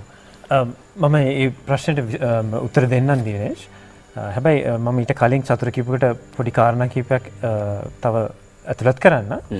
දැන් කිව්වා වගේ ආතතිය යම් ප්‍රමාණයක් තියෙන්න ඕන. දැන් විභාගයක් ගත්තොත් හොයාගෙන තියෙන කාරණයක් තමයි යම් ආතතියක් අවශ්‍යයි විභාගයේ දක්ෂතාවය පෙන්වන්න. හැබැයි ඒ ආතතිය වැඩි වුණාම දක්ෂතාවයේ උපරිම මට්ටමකට ගිහිල්ලා වැඩි වුණාම දක්ෂතාවය අඩු වෙනවා. හැබැයි දෙමව්පියන්ට වැදගත් වෙන කාරණේ තමයි සහෝදරයන් දෙදෙනෙක් ගත්තොත් මල්ලිට දරා ගන්න පුළුවන් උපරිම ආතතිය අයියට දරා ගන්න පුළුවන් උපරිම ආතතියට වෙනස් වෙන්න පුළුවන්. ඒත් විභාගයක් ගත්තාම සමස්තයක් වශයෙන් හැමෝටම සමාන ලෙස සැලකෙන විභාගයක්. හැබැයි ළමයින්ට ආතතිය දරා ගන්න පුළුවන් ප්‍රමාණය වෙනස්. ඒක ගැන ඒක ගැන අපි පොඩ්ඩක් හිතුවොත් හොඳයි. තව එක කාරණයක් තමයි යම් කෙනෙක්ට උපරිම දක්ෂතාවයන් පෙන්වන්න පුළුවන් ඒ කාරණේ වඩා ලේසිත් නැති, වඩා අමාරුත් නැති කාරණයක් වුණොත්. අපි කියනවා එතන ෆ්ලෝ එකක් තියෙනවා. එතන ඒ ගලාගෙන යාමක් තියෙනවා. එතකොට එයාට කරන්න පුළුවන් දක්ෂතාවයේ අමාරු වගේක, අමාරු තැනක දිගටම කරොත් එයාගේ දක්ෂතාවයන් වර්ධනය වෙනවා. හැබැයි එයාට දරා ගන්න බැරි තැනකට ගියොත් දක්ෂතාවයන් ආයෙත් අඩු වෙනවා. එතකොට තවත් කාරණයක් කිව්වොත් එහෙම දැන් අපි ගත්තොත් බය, ස්ට්‍රෙස් එක, ඇන්සයිටි එහෙම ගත්තොත් යම් කෙනෙක්ගේ බුද්ධි පරීක්ෂණයක් කරොත් බය නැති අවස්ථාවක අපිට යම් අගයක් ලැබුණොත් හා මොකක් හරි බයවීමකට ලක් වෙලා ආයෙ බුද්ධි පරීක්ෂණය කරොත් බුද්ධි පරීක්ෂණයේදී අගය අඩු වෙනවා. එතකොට බය කියන කාරණේ එනකොට අපිට දක්ෂතාවයෙන් දක්වන්න තියෙන හැකියාව විභාග වුණොත් නැති වෙලා යනවා. අපි ඒක තව ආකාරයෙන් කිව්වොත් එතකොට දැන් විභාගයට බයක් තියෙනවා නම් අපේ දක්ෂතාවය නැත්තටම අඩු වෙන්න පුළුවන්. නමුත් ඒ වගේ ජීවිතයේ යම් අවධානමක් තිබෙන යම් අභියෝගයක් තිබෙන කාරණාවකදී බය කියන එකත් සාමාන්‍ය මනුෂ්‍ය ක්‍රියාකාරීත්වයක් නේ. ඒ කියන්නේ කිසිම දෙයකට බයක් එකක් නැතුව එහෙම මුහුණ දෙන්න පුළුවන් එහෙම එකක් නැහැනේ මනුස්සයෙක්ට. ඒ බය කියන දේ ස්වයංක්‍රීය මඟ ඇතුලෙන් එනවා. දැන් මේකත් එක්ක අර කාරණාව අපව ගැටෙන්න පටන් ගන්නවා. ඔව් ඒක තමයි කිව්වේ. දරා ගන්න පුළුවන් බය ප්‍රමාණය එක එක කෙනාට වෙනස්. ඒක තමයි අපි හඳුනා ගන්න පුළුවන්. ඒකට දරා ගන්න බැරි ප්‍රමාණය බය ප්‍රමාණය තිබුණොත් ඒක සායනික තත්වයකට යන්නත් පුළුවන්. එතකොට අපි කියන anxiety disorders, බය සම්බන්ධ රෝගී තත්ත්වයන්, එවැනි තත්ත්වයන් වලටත් යන්න පුළුවන්. අනිත් දේ තමයි දැන් මෙතුමා කිව්වා පරිපත ගැන, මොලේ ස්නායු වල ඇතින පරිපත ගැන. චන්දිම කිව්වා අර අපේ ඇමිග්ඩලා කියන කොටස ගැන. දැන් අපි හිතුවොත් අපි මොකක් හරි දෙයකට අනිසි බයක් ඇති වෙලා ලොකු බයක් ඇති වුණා කියලා අපිට දරා ගන්න බැරි එකක් ටොක්සික් ස්ට්‍රෙස් එකක් කියලා කියමු. එතකොට ඒ හා සම්බන්ධ ගැටුණු දේවල්. ඒ කියන්නේ අපි කියමු ළමයෙක් මොකක් හරි විභාගයකදී ලොකු සිද්ධියක් වුණා හෝ අපචාරයකට ලක් වුණා කියලා. එතකොට සාමාන්‍ය විභාගයකට බය වෙන්නේ නැති විභාගයකට ඒ ළමයා ගියත් අර ඇමිග්ඩලා වැඩ කරන, ඒ පරිපතේ වැඩ කරන හින්දා ඒ සාමාන්‍ය විභාගයටත් මෙයාගේ අනිසි බයක් ඇති වෙන්න පුළුවන්. එතකොට ඒ වගේ අපි අනාගතයේ ඇති වෙන විවිධ දේවල් වලදී අපි හිතන්නේ නැති දේවල් වලදී බය ඇති වෙන්න පුළුවන්. එතකොට මොලේ වර්ධනය වෙන ආකාර අවධියේදී ඇතිවන ආතතියන් අනාගතයට බලපාන්න පුළුවන් ක්‍රමයකුත් තියෙනවා. ඔව්. ඒ කියන්නේ දැන් අපිට ඉතිහාසයෙන්ම හඳුන ගන්න පුළුවන් නේ මදුම් බණ්ඩාර කුමාරයාගේ අයියා හැංගෙද්දී ඔහු කියනවා බියනවන්න මම පෙන්වන්න. ඒ කියන්නේ දෙදෙනාගේ වයස් කාණ්ඩවලදී මේ ඔහු බාලයා. නමුත් ඒ අභියෝගයට මුහුණ දීමේදී ඔහු වැඩිහිටි ස්වභාවයක් පෙන්වුම් කරනවා. මම හිතන්නේ චමින්ද වෛද්‍යතුමන්ට මෙතනින් අවතීර්ණයක් ගන්න පුළුවන්කම තියෙනවා මේ කතා බහ කරමින් ඉන්න මාතෘකාවට. මම පොඩ්ඩක් විස්තරයක් කරන්නද මේ කිසිම ප්‍රශ්නයක් නැහැ. කිසිම ප්‍රශ්නයක්. උදේන කිව්ව එක ගැන දැන් ඇමිග්ඩලාව අපිට අවශ්‍ය උපකරණයක්. ඒක බොහොම පොඩි. ඒකේ හැඩය හරියට අපේ පිත්තාශය වගේ. එකම දෙයක සයිස් එක අල්පෙනිත් එක ඔළුව වගේ. හැබැයි ඒක මොලේ කරන්නේ පිත්තාශය කරනවා වගේ වැඩක්. ආවර්ජනය කරනවා නරක මතක හෝ අප්‍රසන්න මතක ඒක ගබඩා කරගෙන ආපහු ගේනවා. දැන් ඇමිග්ඩලා එකටත් අවශ්‍යයි එක අප්‍රසන්න මතකයක් U curve එකෙන් නිමවා සාමාන්‍ය තත්ත්වයට එන්න. එයාට ඒකට වෙලාව නොලැබුණොත් ආපහු බයක් එනවා. ආපහු අප්‍රසන්න තත්ත්වයක් එනවා. එතකොට ඇමිග්ඩලා එකයි හයිපොතැලමස් එකයි හිපෝකැම්පස් එකයි නිතරම ඉන්නේ අප්‍රසන්නතාවයේ බලාපොරොත්තු වෙමින්. එතකොට මොලේ වෙනම රසායනික පද්ධතියක්, මොලේ ස්නායු සම්ප්‍රේෂණ පද්ධතියක්, රසායන සම්ප්‍රේෂණ පද්ධතියක් තියෙනවා ඇන්ටි රිවෝඩ් සිස්ටම් කියලා. ඒ කියන්නේ යහපත් විපාකයේ වෙනුවට අයහපත් විපාක බලාපොරොත්තුෙන් සිටීම. ඊළඟට අයහපත් විපාකයක් ඇති වෙන ලෙස දරුවා ක්‍රියා කරන්න පටන් ගන්නවා. උදාහරණයක් වශයෙන් එයා කෑ ගහනවා ගුටියක් කන බලාපොරොත්තුෙන්. එයා හොඳින් තියෙන දෙයක් අප්සෙට් කරනවා.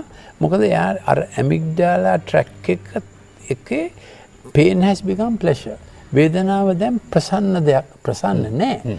ඒ තත්ත්වෙන් තමයි මෙයා වෙන බැහැවීම් වලටත් යන්නේ. අනිත් එක ඒ සාමාන්‍ය හොඳ ධනාත්මක ස්ට්‍රෙස් එක ඉවර වෙන්නේ නැතිව ඒක දූලිත ස්ට්‍රෙස්, ටොක්සික් ස්ට්‍රෙස් එකට යනකොට අපේ මොලේ ස්නායු සෛල වල තියෙන සමස්ථිතියක් ඒක preferred mode direction එකට තමයි ෆයර් කරන්නේ. ඒගොල්ලෝ ලෑස්තිලා ඉන්න ඒ පතය එක් දිශාවකට ක්‍රියා කරන්නේ. දැන් එන්න නරක දේවල් වෙනකොට මොලේ ඒක දිශාවකට යොමු වෙන සැලසුම නැති වෙලා multi directional non preferred mode firing වෙන්න පටන් ගන්නවා. ඒ කියන්නේ පොඩ ගින්නක් මොලේ ගිනි ගන්නවා නෙමෙයි. බහුවිධ දිශාවල thank you very much. බහුවිධ දිශාවලට එයාගේ stress factors එහෙම් මෙහෙම් පටන් අරගෙන cortisol, adrenaline, noradrenaline ගොඩක් ක්‍රියාත්මක වෙන්න ගන්නවා. සාමාන්‍ය සමස්ථිතියට තිබෙන ලස්සන U curves වලින් ක්‍රියා කිරීම සම්පූර්ණයෙන්ම නවතිලා නින්දට බාධා වෙනවා. කැම රුචියට බාධා වෙනවා. මෙයාගේ වැඩි හරියක් මොලේ පතයන් සහ ශක්තියින් යෙදෙන්නේ එකම post traumatic stress syndrome වගේ එකම දිශාවට නැගිටින්නෙත් අහපත බලාපොරොත්තු වෙලා නිදා ගන්න යන්නෙත් අහපත බලාපොරොත්තු වෙලා සර්ව අශුභවාදී චින්තනයකට එනවා. එයාගේ ඩ්‍රීම්ස් ඔක්කොමත් නරක වෙලා. ඒ සාමාන්‍යයෙන් අපේ ඩ්‍රීම් සයිකල් එකේ ඩ්‍රීම් ස්ලීප් එකේ හොඳ නරක ඩ්‍රීම්ස් ගිහිල්ලා උදේ වෙනකොට ලස්සන ඩ්‍රීම්ස් දැකලා ඒ ඔක්කොම මෙයාගේ මොලේ ග්ලිම්ෆැටික් සිස්ටම් එකක් ක්‍රියා කරනවා අර වැඩි වුණු ග්ලිම්ෆැටික් කියලා එකට කියන්නේ ග්ලයල් සෛල වලින් වැඩි වුණු රසායනිකයන් අහක් කරන්න ඒ ස්නායු හොඳ තත්ත්වයකට ගේන්නේ ඒ මුකුත් වෙන්නේ නැහැ. මෙයා ශාරීරිකව නිදාගත්තත් ගැහි නිදාගන්නේ උදේ නැගිටින්නේ හරිම කචල් සිතකින්. ඒක තමයි මේ ඩොක්ටර් දෙන කිව්වේ මම මේ විස්තර කරේ ඒක අර මොලිකියුලර් පැත්තෙන් අණුක පැත්ත. ඒ කියන්නේ මේ අර හරියට අර වන් වේ පාරක් වගේ එකම දිශාවකට ගමන් කරන හැබැයි මේ පාරේ වලවල් වැඩි. ඒ නිසා යන වාහනේ නිරන්තරයෙන් අතුරු ආබාධ වලට මුහුණ පාන්න තියෙන ඉඩකඩ වැඩි. සමායන මම මේ උත්සාහ කරනවා බොහෝ විට සමහර කාරණා ටිකක් දැනෙන හැඟෙන තැනින් ගෙනියන්න. හරි. කොහොමනත් චමින්ද වෛද්‍යතුමා ඔබතුමාගේ අවස්ථාව තිබුණේ අපි බොහොම ගැඹුරින් අධ්‍යයනය කළා මොලේ ඇතුලේ සිද්ධ වෙන විවිධ විපර්යාසයන් ගැන. දැන් ඒක මනෝවිද්‍යාත්මක පුද්ගලයන්ගෙන් එළියට එන විදිහ ගැන තමයි අපි දැන් පොඩ්ඩක් කල්පනා කරන්න ඕන. දැන් අපි හැමෝම මේ විද්වත් මණ්ඩලයේම එකඟ වුණා ළමයෙකුට ඍණාත්මක අත්දැකීම් කියන්නේ ඍණාත්මක අත්දැකීම් එන්න ළමයාගේ මොළයේ ඇතුලේ හැඩයන් වෙනස් වෙලා ඒවා පසුකාලීනව යම් සායනික තත්වයන් දක්වා වර්ධනය වෙන්න පුළුවන් කියන කාරණාවට. එතනදී දැන් මම ඉගෙනගත්ත කාරණාවක් තමයි ළමයෙක් හැදෙනකොට වැඩෙනකොට ඔහුට ධනාත්මක උපස්තම්භන නැත්නම් ධනාත්මක උත්තේජන 80%ක් විතර ළමයාගේ ජීවිතයට ලැබෙන්න ඕනලු. 20%ක් විතර ඔය පොඩි ඍණාත්මක උත්තේජ තිබුණා කියලා ලොකු බලපෑමක් වෙන්නේ නැහැ කියලා සමහර මනෝවිද්‍යාඥයෝ පෙන්නනවා.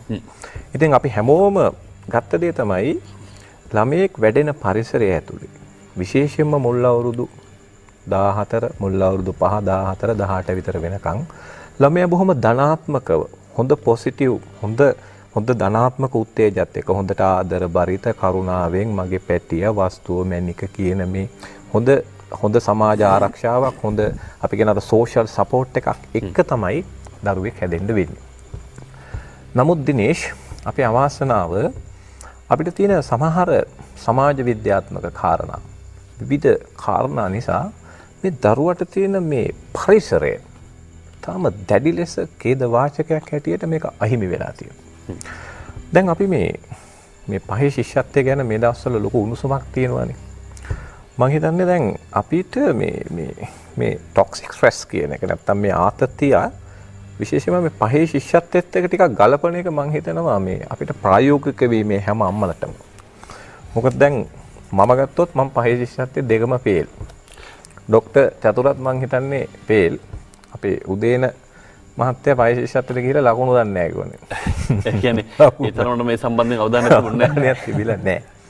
ඒ කියන්නේ අපි තුන්දෙනාම මේ ශිෂ්‍යත්වය ගැන එච්චර මේ වැටහීමකින් වැඩ කළේ නැහැ. නමුත් අද සමාජ ක්‍රමය වෙනස් වෙලා තියෙනවා. දැන් හැමදාම අපි දන්නවා මේ කතිකාවක් තියෙනවානේ මේ ශිෂ්‍යත්වයේ ගැළපෙන්නේ නැහැ මේක නැති කරන්න ඕනේ මේක අහෝසි කරන්න ඕන Facebook එකට ගියත් මේ කතිකාව යනවනේ. ඇත්තටම දිනේෂ් මේකේ තියෙන ප්‍රශ්නේ දැන් අපි මේක මේ එකපාරට නැති කරන්න ගියොත් එහෙම ලොකු කලබලයක් වෙයි. ඒසම මට හිතෙනවා අපිට පුළුවන් නම් මේකෙන් ළමයට හම්බෙන අර ඍණාත්මක උත්තේජනය නැති කරන්න. දැන් අපි කතා කරන්නේ ඍණාත්මක උත්තේජනයක් ගැන. ඒතර අපිට මේ ශිෂ්‍යත්වයේ නිසා දරුවෙකුට හම්බෙන්න පුළුවන් ඍණාත්මක උත්තේජනය නැති කරන්න පුළුවන් නම් අපිට ඔය සෑහෙන කාරණා අඩු කරන්න පුළුවන්. ඒ කියන්නේ පහවසර ශිෂ්‍යත්වයේ සම්බන්ධයෙන් තිබෙන සමහර කාරණා මේ විදිහට මතුවලා තිබෙන්නෙම ඒක ඇතුලේ දරුවාගේ මනස වටවන නැත්තම් මානසික මානසිකත්වය හීන කරන යම්කිසි කාරණා තිබෙන නිසා මේ කතිකාවත ශිෂ්‍යත්වයේ එහෙම් පිටින්ම සහ මුලින්ම නවතා දැමීමෙන් නොවේ. ඒ වෙනුවට ළමා මනසට හිතකර පහවසර ශිෂ්‍යත්වයක් නිර්මාණය කරන්න පුළුවන්. දැන් මම හිතන්නේ අපි මෙහෙම සරලව හිතමු. දැන් ඇත්තටම අපේ ශිෂ්‍යත්ව විභාගයක් තියන්නේ ඇයි නලි මේ දිනේෂ් අපේ ශිෂ්‍යත්ව විභාගයේ තිබීම ප්‍රධාන අරමුණු කීපයක් එක එක්කෙනා කියනවා. දැන් උදාහරණයක් විදිහට අපි ගත්තොත් දැන් අඩු ආදායම් ලාභී ළමයින්ට අපිට පුළුවන් ඔන්න යම්කිසි මුදලක් ලබා දෙන්න යාගේ අධ්‍යාපනය සඳහා ශිෂ්‍ය ආධාරයක්. දෙවෙනි එක තමයි මේ දිනේෂ් අපිට දැන් මම මේ පොඩි පෙන්නන්නම් පොඩි මෙතන තියෙනවා අපේ බුද්ධි වක්‍රයක්. ඒක මම හිතනවා පොඩ්ඩක් මම ගන්නම් ඒක මේ පොඩ්ඩක් ඉදිරියට ඒක අරගෙන මම ටිකක් පැහැදිලි කරන්නම්. බුද්ධි චක්‍රයක වර්තනය වෙන විදිහ. අපි කතා බහ කරමින් මෙමු අපිට අවශ්‍ය තැනදී රූපේ මතු කරගන්න අපිට පුළුවන්කම තියෙනවා. මම හිතන්නේ බුද්ධි වක්‍රය අපිට ගත්තොත් අපිට පුළුවන් වෙයි මේක ඊටාම ඉක්මනින් මම අරගන්නම් ඉන්න. ඒ කියන්නේ සාමාන්‍ය ඕනෑම දෙයක් ලෝකේ චක්‍රීය. දැන් ජීවන චක්‍රය, ජල චක්‍රය මේ හැමදේම සිද්ධ වෙන චක්‍රය. දැන් මෙහෙමයි වෙන්නේ නාලින්. දැන් අපි ගත්තොත් එහෙම දැන් බුද්ධිය කියන එක දැන් අපි දැන් ශිෂ්‍යත්වයේ හරි ඕනම විභාගයක් කරන්න අපි යනකොට දැන් විභාගයකදී වෙන්නේ මොකද්ද? දැන් ටීචර් කෙනෙක් හරි මොන හරි මේ බාහිර වශයෙන් තියෙනවා යම් දේවල් ටිකක්. එතකොට ළමයෙක් ඒ ටික තමන්ගේ ඔළුව ඇතුළට ගන්න ඕනේ. අරගෙන එයා ඒක විශ්ලේෂණය කරන්න ඕනේ, පරිකල්පනය කරන්න ඕනේ, ඒක අර්ථකථනය කරන්න ඕනේ, සංශ්ලේෂණය කරන්න ඕනේ, සමහර ඒවා එක ගලපන්න ඕනේ. ඒකේ භාෂාවෙන් ලියන්න ඕනේ, අනිත් එකේ දීලා තියෙන කාල සීමාව ඇතුළේ එයා වේගෙන් ඒක ලියන්න ඕනේ. ඒතර මේ වගේ මනසින් කරන ක්‍රියා ගණනාවක් වල සහභාගීත්වයෙන් තමයි ළමයෙක් විභාගයක් කරන්නේ. ඔව්. එතකොට දැන් අපේ මනෝවිද්‍යාත්මක පිළිගැනීම තමයි නලින් දැන් අපි පන්තියක උස තියෙනවනේ. දැන් ළමයින්ගේ මේ දිනේෂ් කියන ප්‍රශ්න තමයි අපිට පන්තියක උස ළමයින්ගේ වෙනස්නේ. එක එක ළමයාගේ උස එක එක මට්ටම්. ඒ වගේ තමයි මේ ළමයෙක්ගේ තියෙන අර විශ්ලේෂණ හැකියාව, පරිකල්පන හැකියාව, ඔය කියන ගණන හැකියාව, තර්කන හැකියාව අර එක එක ළමයාගෙන් ළමයට වෙනස්.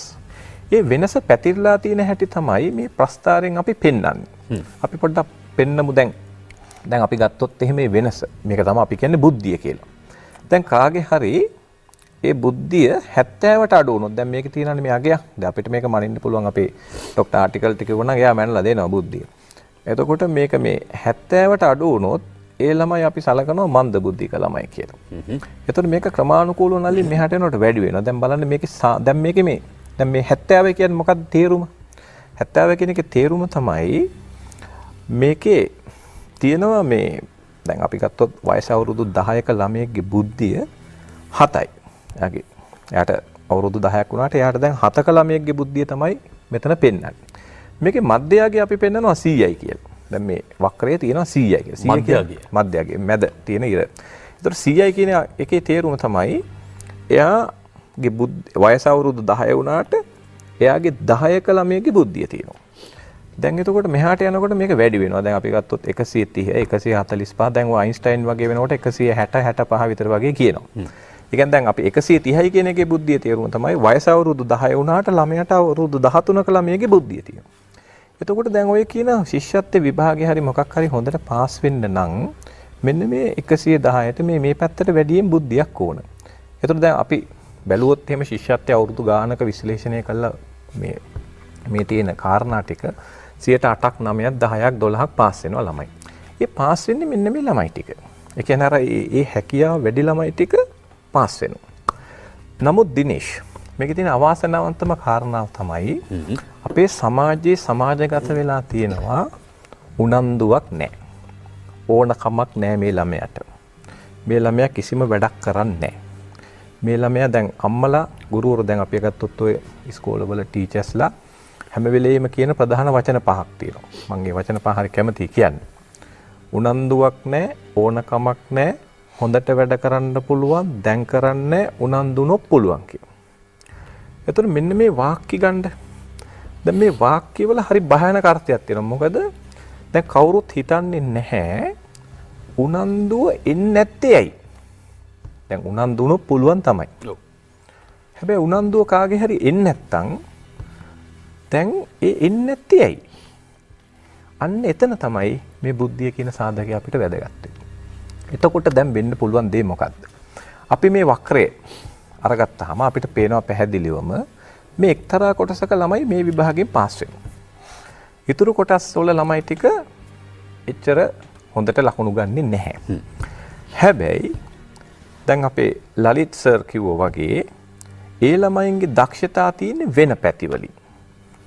සමහර විට එයා ක්‍රීඩාවට දක්ෂයි, සමහර විට එයා සංගීතයට දක්ෂයි, සමහර අය ආකිටෙක් වෙනෙක් වෙන්න පුළුවන්, සමහර කෙනෙක් හොඳ නළුවෙක් වෙන්න පුළුවන්, හොඳ ගායකයෙක් වෙන්න පුළුවන්. එතකොට අර බහුතරයක්ගේ ළමයි දක්ෂ වෙන දේවල් වලට. දැන් අපි පේනවා රජය. දැන් මේ මෑත කාලින රජය ඊටාම සාධනීය දෙයක් කළා. මොකද්ද?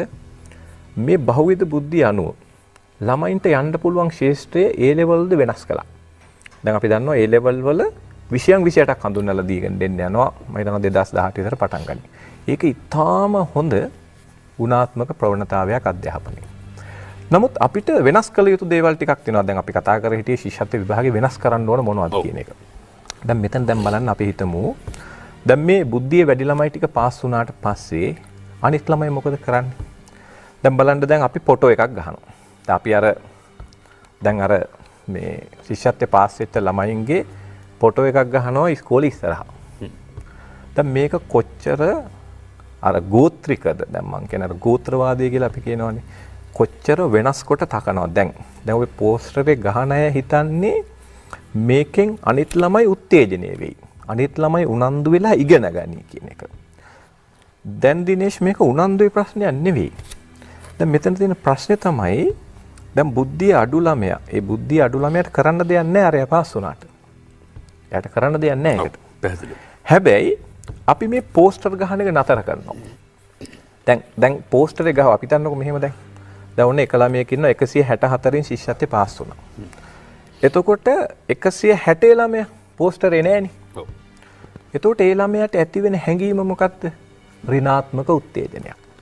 මං වැඩක් නෑ. මං ඉවරයි. කොච්චර පාඩම් කරත් අන්න එතකොට අර මොකද මොලේ වෙන්නේ අර අපි කිව්ව රසායනික වෙනස්කම් වෙලා අර ඇමිග්ඩලා ඇතුලේ අර හිපෝකැම්පස් එක ඇතුලේ අර වැරදි පරිපත හැදිලා අපි කියන අවසානයේ මේක මහ විශාල විදිහේ දැවැන්ත පරිපතයක් වෙලා දැන් අපි ඔය කියන කතන්දරේ ඔන්න එන්න පටන් ගන්නවා. ඔන්න ඔතනදී හැබැයි දැන් දෙමාපියන්ට තියෙන සිද්ධ වෙන යම් කිසි වැරදුකුත් තිබෙනවනේ. ඒ කියන්නේ ලකුණු 164 සමත් 163 හමාර ඔහු අසමත්. ඊට පස්සේ වැඩිහිටියන්ගේ ප්‍රතික්‍රියාව අර ලකුණු භාගයක පරතරය නෙවෙයි අහස පොළොව හා සමාන පරතරයකින් අල්ලබගෙන ළමයට 164යි. ඔයාට 163ම. ඔව්. දැන් නලින් අපිට දැන් මෙහෙම කරන්න බැරිද කියන්නේ? දැන් අපි ශිෂ්‍යත්ව විභාගේ තියෙනවා. දැන් ශිෂ්‍යත්ව විභාගේ මේ ප්‍රධාන ඉලක්කයක් නේ ජනප්‍රිය කියලා පාසල් ටිකක් අපි හදන් ඉන්නවනේ. ඔව්. දැන් මේ ජනප්‍රිය පාසල් මං හිතන්නේ ලංකාවේ පාසල් 10000 ගානකින් ওই පොඩි පාසල් ටිකක් අපි හදන් ඉන්නවා. එතකොට මේ හැම අම්මම උත්සාහ කරනවා මේ ජනප්‍රිය පාසලට තමන්ගේ දරුවා දාගන්න. නමුත් ඇත්තටම ඒකත් අසාර්ථකයි නයි දන්නවද? දැන් ওই ගොඩාක් ජනප්‍රිය පාසල් වල 6 පන්තිය පිරීලා ඉවරයි ප්‍රයිමරි වලින්. එතකොට මේ ශිෂ්‍යත්වයේ පාස් වෙන්න නම් 190ක් විතර ගන්න ඕනේ ජනප්‍රිය පාසලකට යන්න. අවසානයේ ඒ ව්‍යාපෘතියත් අසාර්ථකයි එතන. එතකොට නමුත් දැන් මේ ශිෂ්‍යත්ව විභාගයේ අපිට මෙහෙම තිබ්බොත් අපි නිකන් ශිෂ්‍යත්ව විභාගේ තියෙනවා. අපි වෙනියෝ දෙන්නේ නැහැ. අපිට වෙනියෝ ඕනේ නැහැ මොකද මේක මීටර් 100ක තරගයක් නෙමෙයිනේ. අපි වෙනියෝ දෙන්නේ නැහැ. අපි ඉස්කෝලවල ලකුණු ටික දෙනවා. ඉස්කෝලවල මේ ආනන්දෙට මෙච්චරයි රෝයල් එකට මෙච්චරයි කියලා අපිට ලකුණු ටික දෙන්න පුළුවන්. ඊට පස්සේ අපි බැනර් ගහන එක අයින් කරලා දානවා. දැන් ওই සමහර ඉස්කෝලවල ශිෂ්‍යත්වයේ ප්‍රතිඵල ආපුවාම කිරිබත්තු වෙනවා, කිරිබත් කනවා, විදුපතිවරු පාටි දානවා. හරි. ඊළඟට අපි මේකේ තියෙන සියලුම සම්මන්ත්‍රණ, මේ ටියුෂන්, මේ සියලු මොකද මේ බුද්ධි පරීක්ෂණයක් මේ දිනේෂ් මේක. දැන් අපි ළමයිගේ බුද්ධිය යන්නේ මනින්න යන්නේ.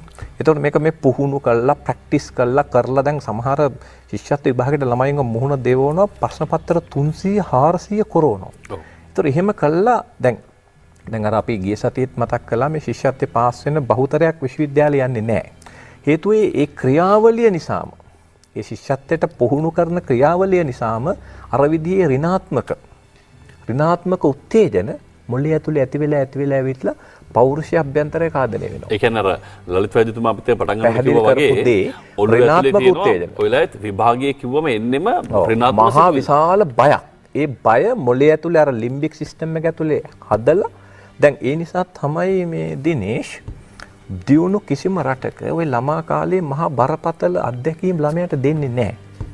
දැන් අපි ඕස්ට්‍රේලියාව ගත්තොත් ඒ වගේ දියුණු රටවල් වල මේ වගේ බරපතල විදිහේ භයානක අත්දැකීම් තරවටු කරන අත්දැකීම් ළමයින්ට දෙන්නේ නැහැ. ඒක බොහොම හොඳට බොහොම ධනාත්මක උත්තේජයක් දෙනවා. හැබැයි ඒගොල්ලෝ ලොකු විභාග තරඟකාරීව කරනවා ටික ළමයා ලොකු වුණා. එතකොට අර හොඳට අර මොලේ ධනාත්මකව හැදිලා ඉවරයි. අන්න එතනයි අපි දැන් හිතන්නේ. ඒ නිසා මම හිතන්නේ අපි පැහැදිලිවම කළ යුත්තේ ශිෂ්‍යත්ව විභාගේ එකපාර නතර කරන්න යන එක නෙවෙයි. මේ ශිෂ්‍යත්ව විභාගය නිසා අර දරුවගේ මොළයට සිද්ධ වෙන හානිය, ඔහුගේ පෞරුෂයට සිද්ධ වෙන හානිය සහ ඔහුගේ අර සමස්ත ජීවිතයට අනාගතයේ ජීවිතයට සිද්ධ වෙන හානිය අවම කරගන්න අවශ්‍ය යම් ක්‍රියාමාර්ගවලට එළඹෙන්නේ. හොඳයි. ඒක අතින් ලේසියෙන් කරන්න පුළුවන්. ඒ කියන්නේ විදමක් නැතුව. දරුවාගේ මනසට මේ කාරණාව සම්බන්ධයෙන් ඒ කියන්නේ ශිෂ්‍යත්ව විභාගයේ සමත් නම් ඔබ ඒ දන් දෙන්න එගොඩ ඔබට අනිත් ලෝකෙට යන්න පුළුවන්. හැබැයි ඔබ විභාගයේ අසමත් නම් ඔබ ඒ දන් දෙන්න ලෙසා වැටෙනවා. මහා දරුණු අගාධයකට කියන කාරණාව මම පැහැදිලිව ඔබට තවත් කාරණා මත කරන බව. නමුත් මට මොහොතක් දෙන්න. අපිට තිබෙන අවශ්‍යතාවයක් වෙලාවත් බලාගෙන කෙටි විරාමයක් ලබා ගන්න. අපි එහෙම විවේකයකට ගිහිල්ලෙමු.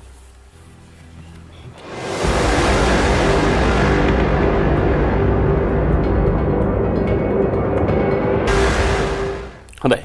දැන් අපි කතාව නතර කළ තැන සමහර ලාවට මේ පහවසර ශිෂ්‍යත්වයේ කියන දේ ඇහුණා නම් හොඳ නිින්දක හිටපු සමහර දරුවෝ තව තියෙන්න පුළුවන්.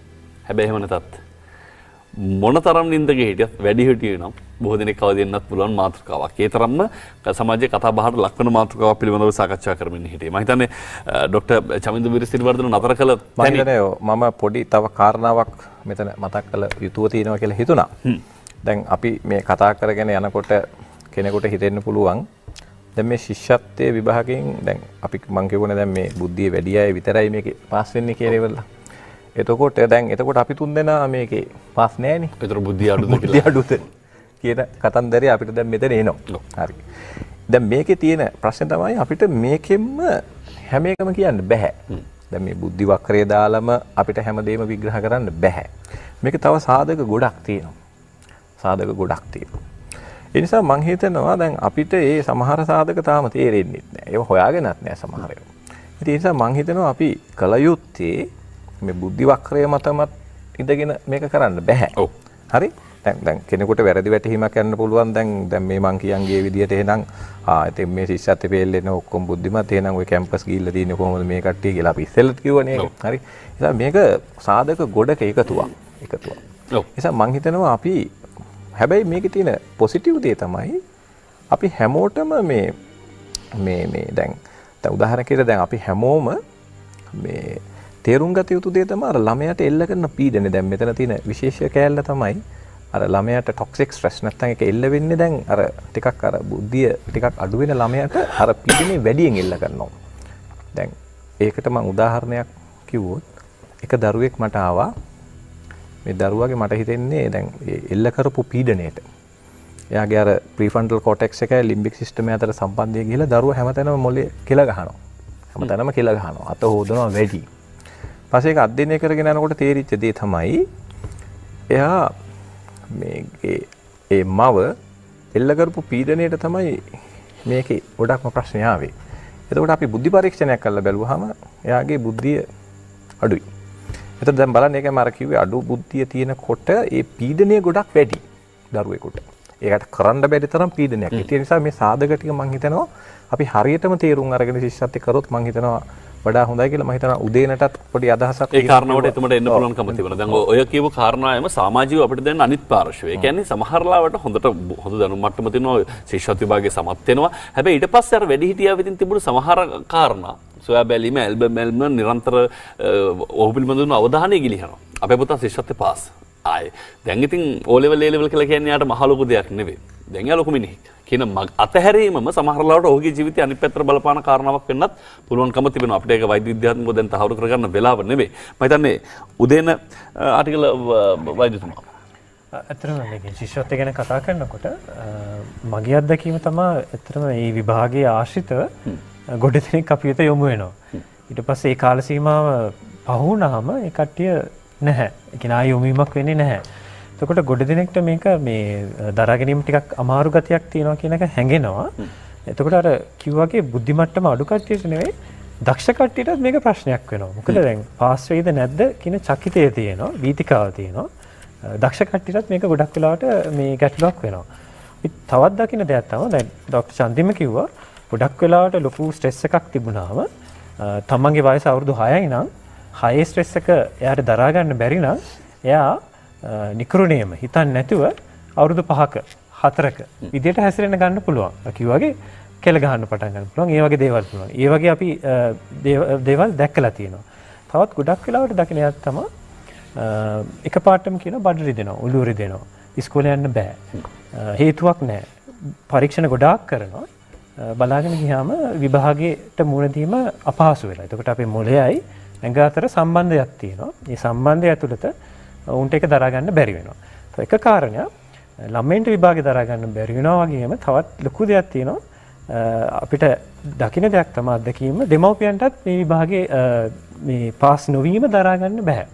එතකොට මම හැම වෙලාවෙම දෙමව්පියන්ට කියන දෙයක් තමයි දරුවාගේ දරා ගැනීම වර්ධනය කිරීමට දෙමව්පියන්ගේ වර්ධනය මේ දරා ගැනීමක් තියෙන්න ඕනේ. උදාහරණය තමයි අපිට බොස් කෙනෙක් ඉන්නවා නම් අපිට ප්‍රශ්නයක් තිබුණොත් අපි ඒ ප්‍රශ්නේ ගෙනියන්නේ අපි ඒ ප්‍රශ්නේ ගෙනියාම ඒක සානුකම්පිතව හිතලා සංවේදීව බලලා ඒකට විසඳුමක් සපයන්න පුළුවන් අපේ බොස් කෙනෙක්ටද එහෙම නැත්නම් තවත් බොස් කෙනෙක්ට ගෙනියොත් එයත් කලබල වෙලා ඒක දරා ගන්න බැරි වෙනවා. ඒකට මම කියන්නේ එතකොට දරුවා වෙලාවකට මේ ප්‍රශ්නේ දෙමව්පියන්ට ගෙනියන්නෙත් නෑ.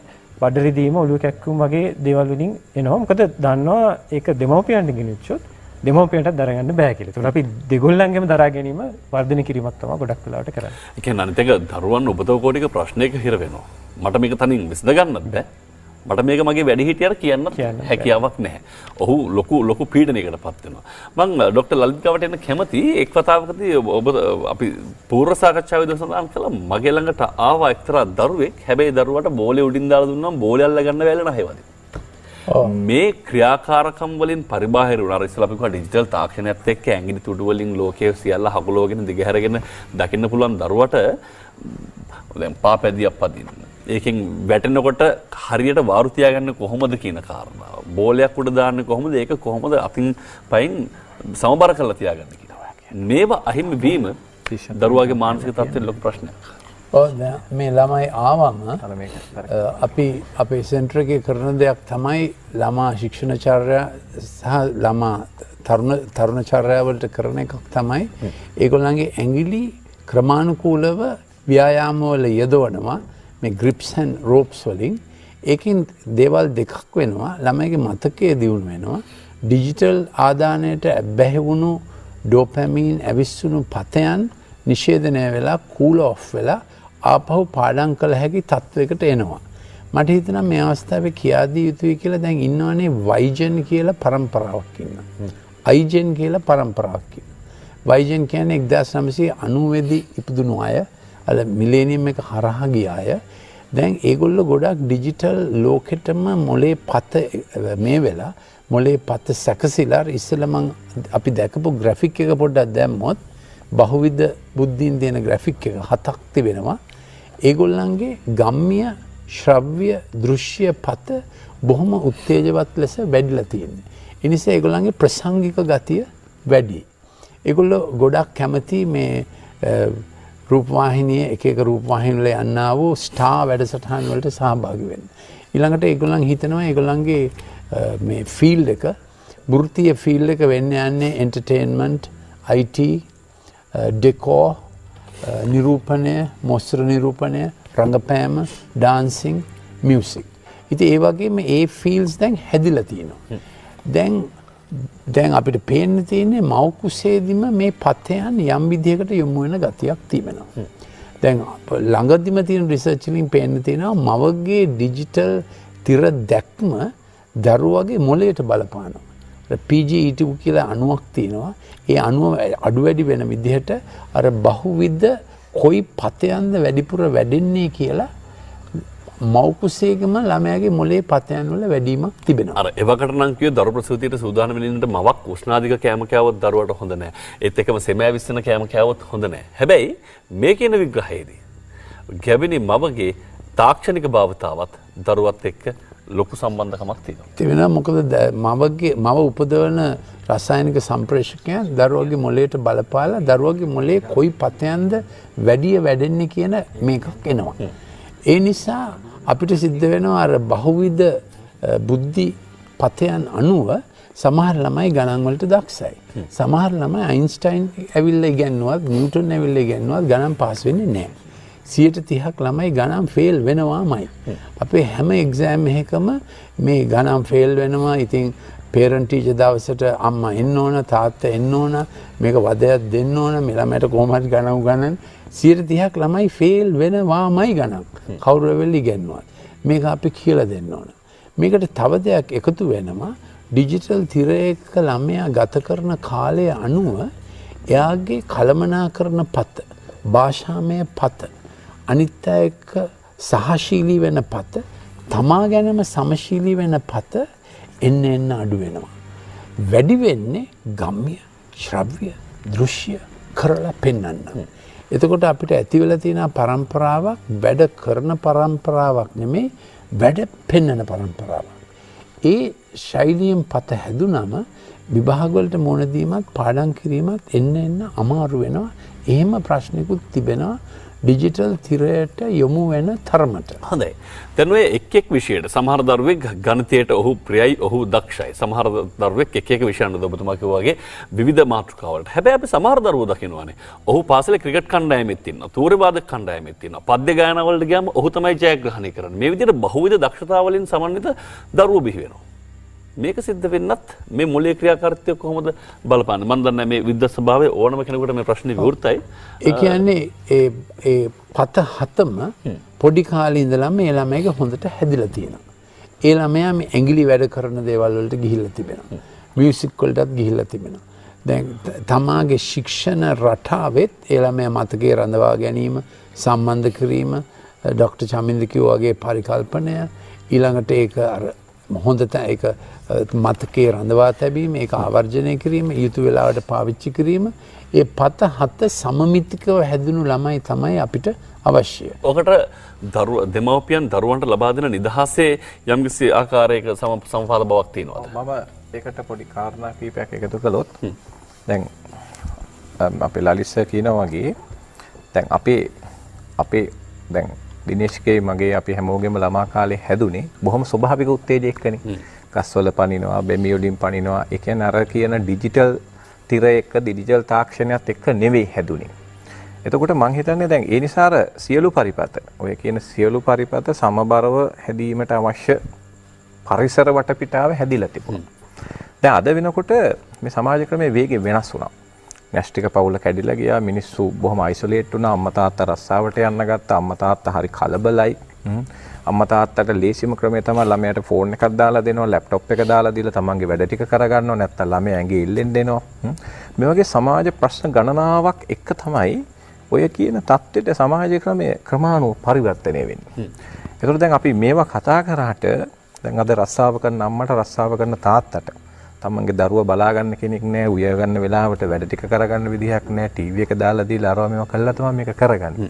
ඒසද මේකේ ප්‍රායෝගික කැලි වගේකුත් අපිට මේ කතා කරන්න වෙනවා. මොකද මේ අපි දැන් බොහොම තරංගකාරී දවස් සල්ලි හොයාගෙන යන ගමනක් මේක.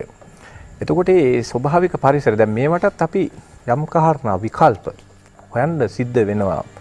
මේ දිනේෂ් මං හිතන්නේ මෙතනදී මට තව පොඩ්ඩක් කියන්න ඇත්තටම දැන් සමහරක් කට්ටියට දැන් අපේ ලලිත් සර් කිව්වා වගේ ක්‍රිකට් ටීම් එකෙත් ඉන්නවා, විශ්වවිද්‍යාලයටත් යනවා, සමහරක්ලා ටීම් දෙක තුනක ශ්‍රී ලංකාවටත් පුළුවන්.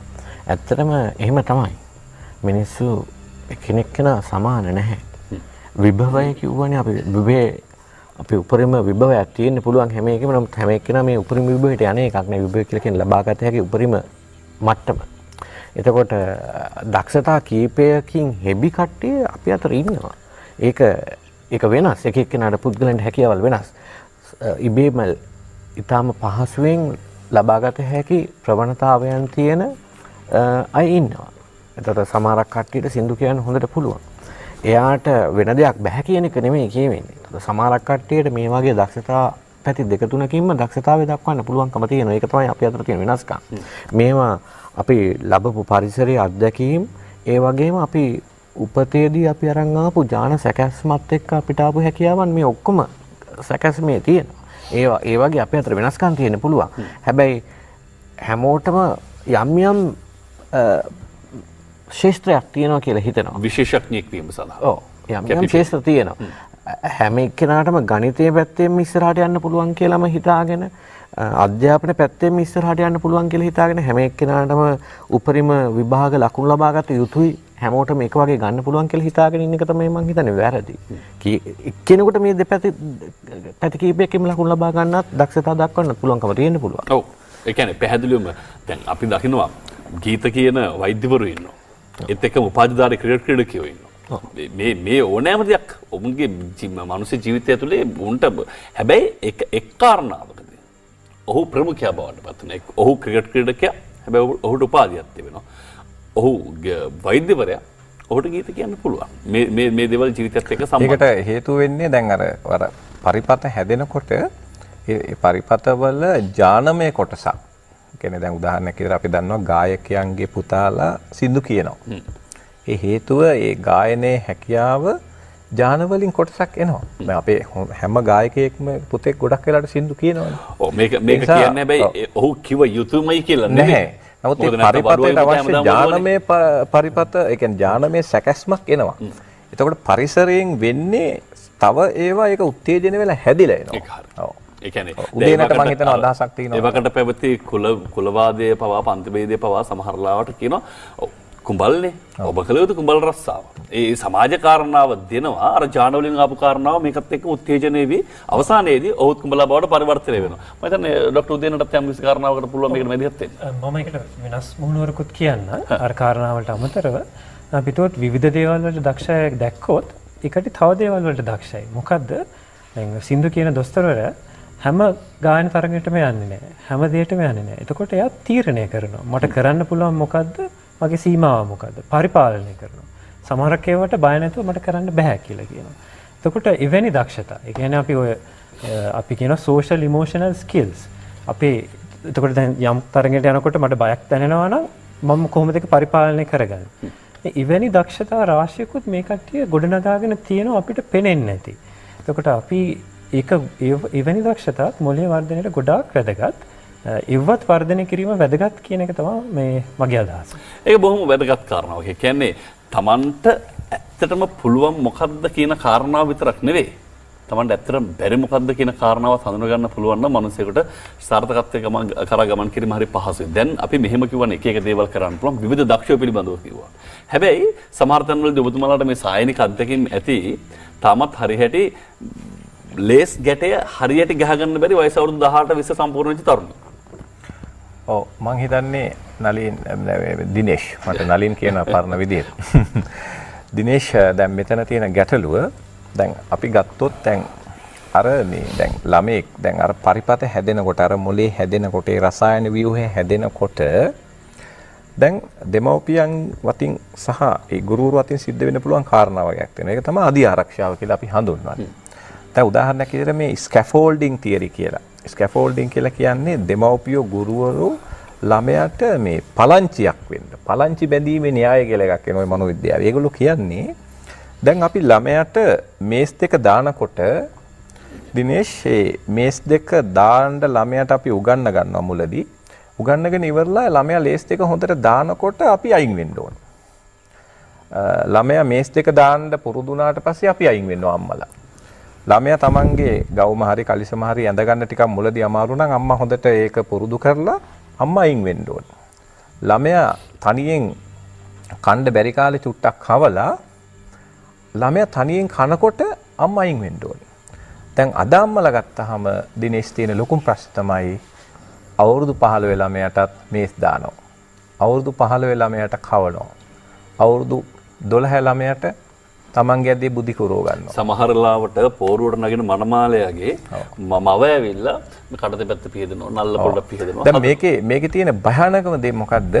දැන් එතකොට අර එහෙම කරපු අයගේ ඒ කියන්නේ ළමයි සියලුම වැඩ කරපු අයගේ මොළය.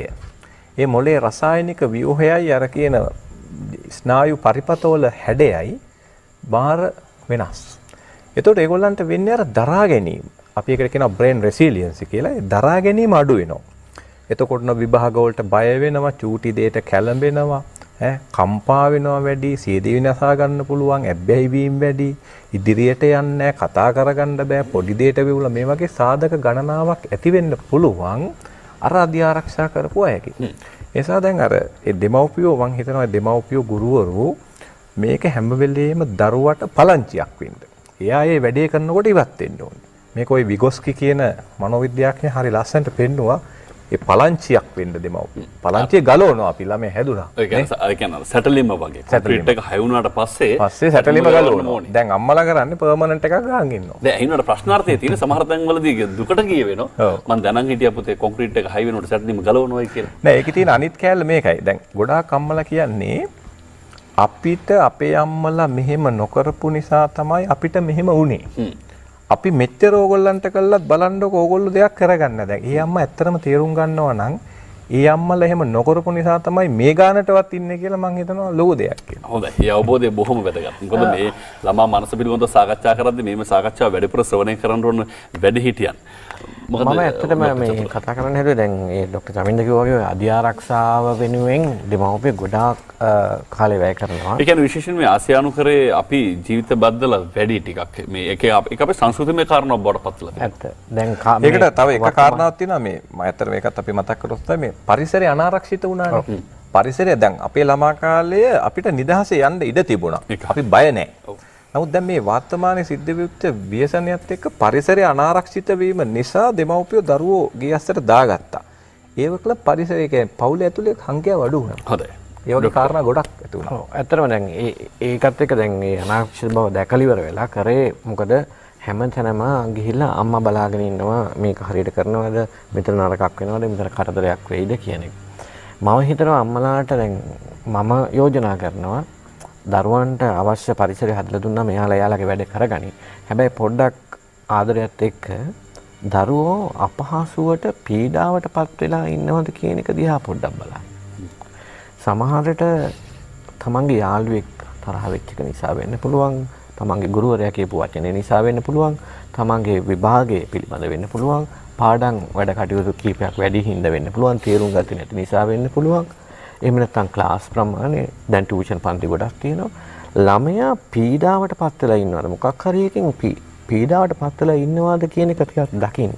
ළමයාට පරිසරය ගෙදර ඇති කරලා දෙන්න දරුවට එන ඕනෑම ප්‍රශ්නයක් කතා කරන්න පුළුවන්. ඒක දැන් අවුරුදු 16 17 වෙනකොට ළමයින්ට එන ප්‍රශ්න වෙනස්. මම කතා කරන්න ඕනේ කියන්න ඕනේ දරුවන්ට එන ගැටලු වෙනස්.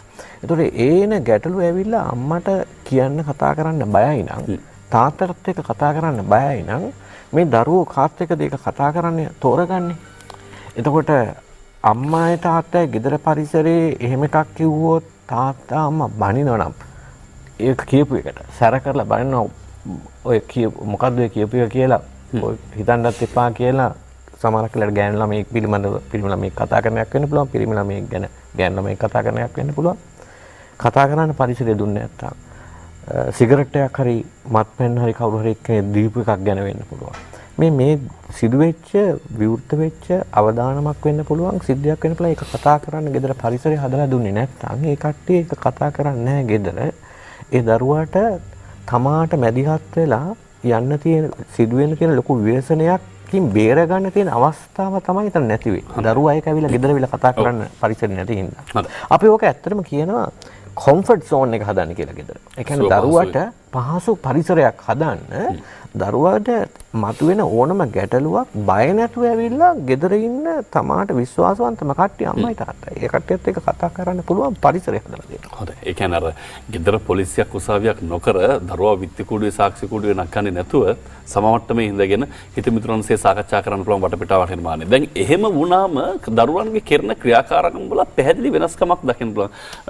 ડોક્ટર ලලිත් මම අහලා තියෙනවා. ඒ කියන්නේ දරුවෙක් තෝරගන්න වර්ණ මූලික අධිරේදී ඔහු ඔහේ බලකුරුට ගන්න වර්ණ තරමක් අඳුරු වර්ණ නම් ඔහුගේ මනසේ වර්ණය පිළිබඳව කියවෙනවා කියලා. ඔහු භාවිතා කරන වර්ණ ඊටර නිදහස් නම් ඊටර හොඳ තැනකට එනවා කියලා.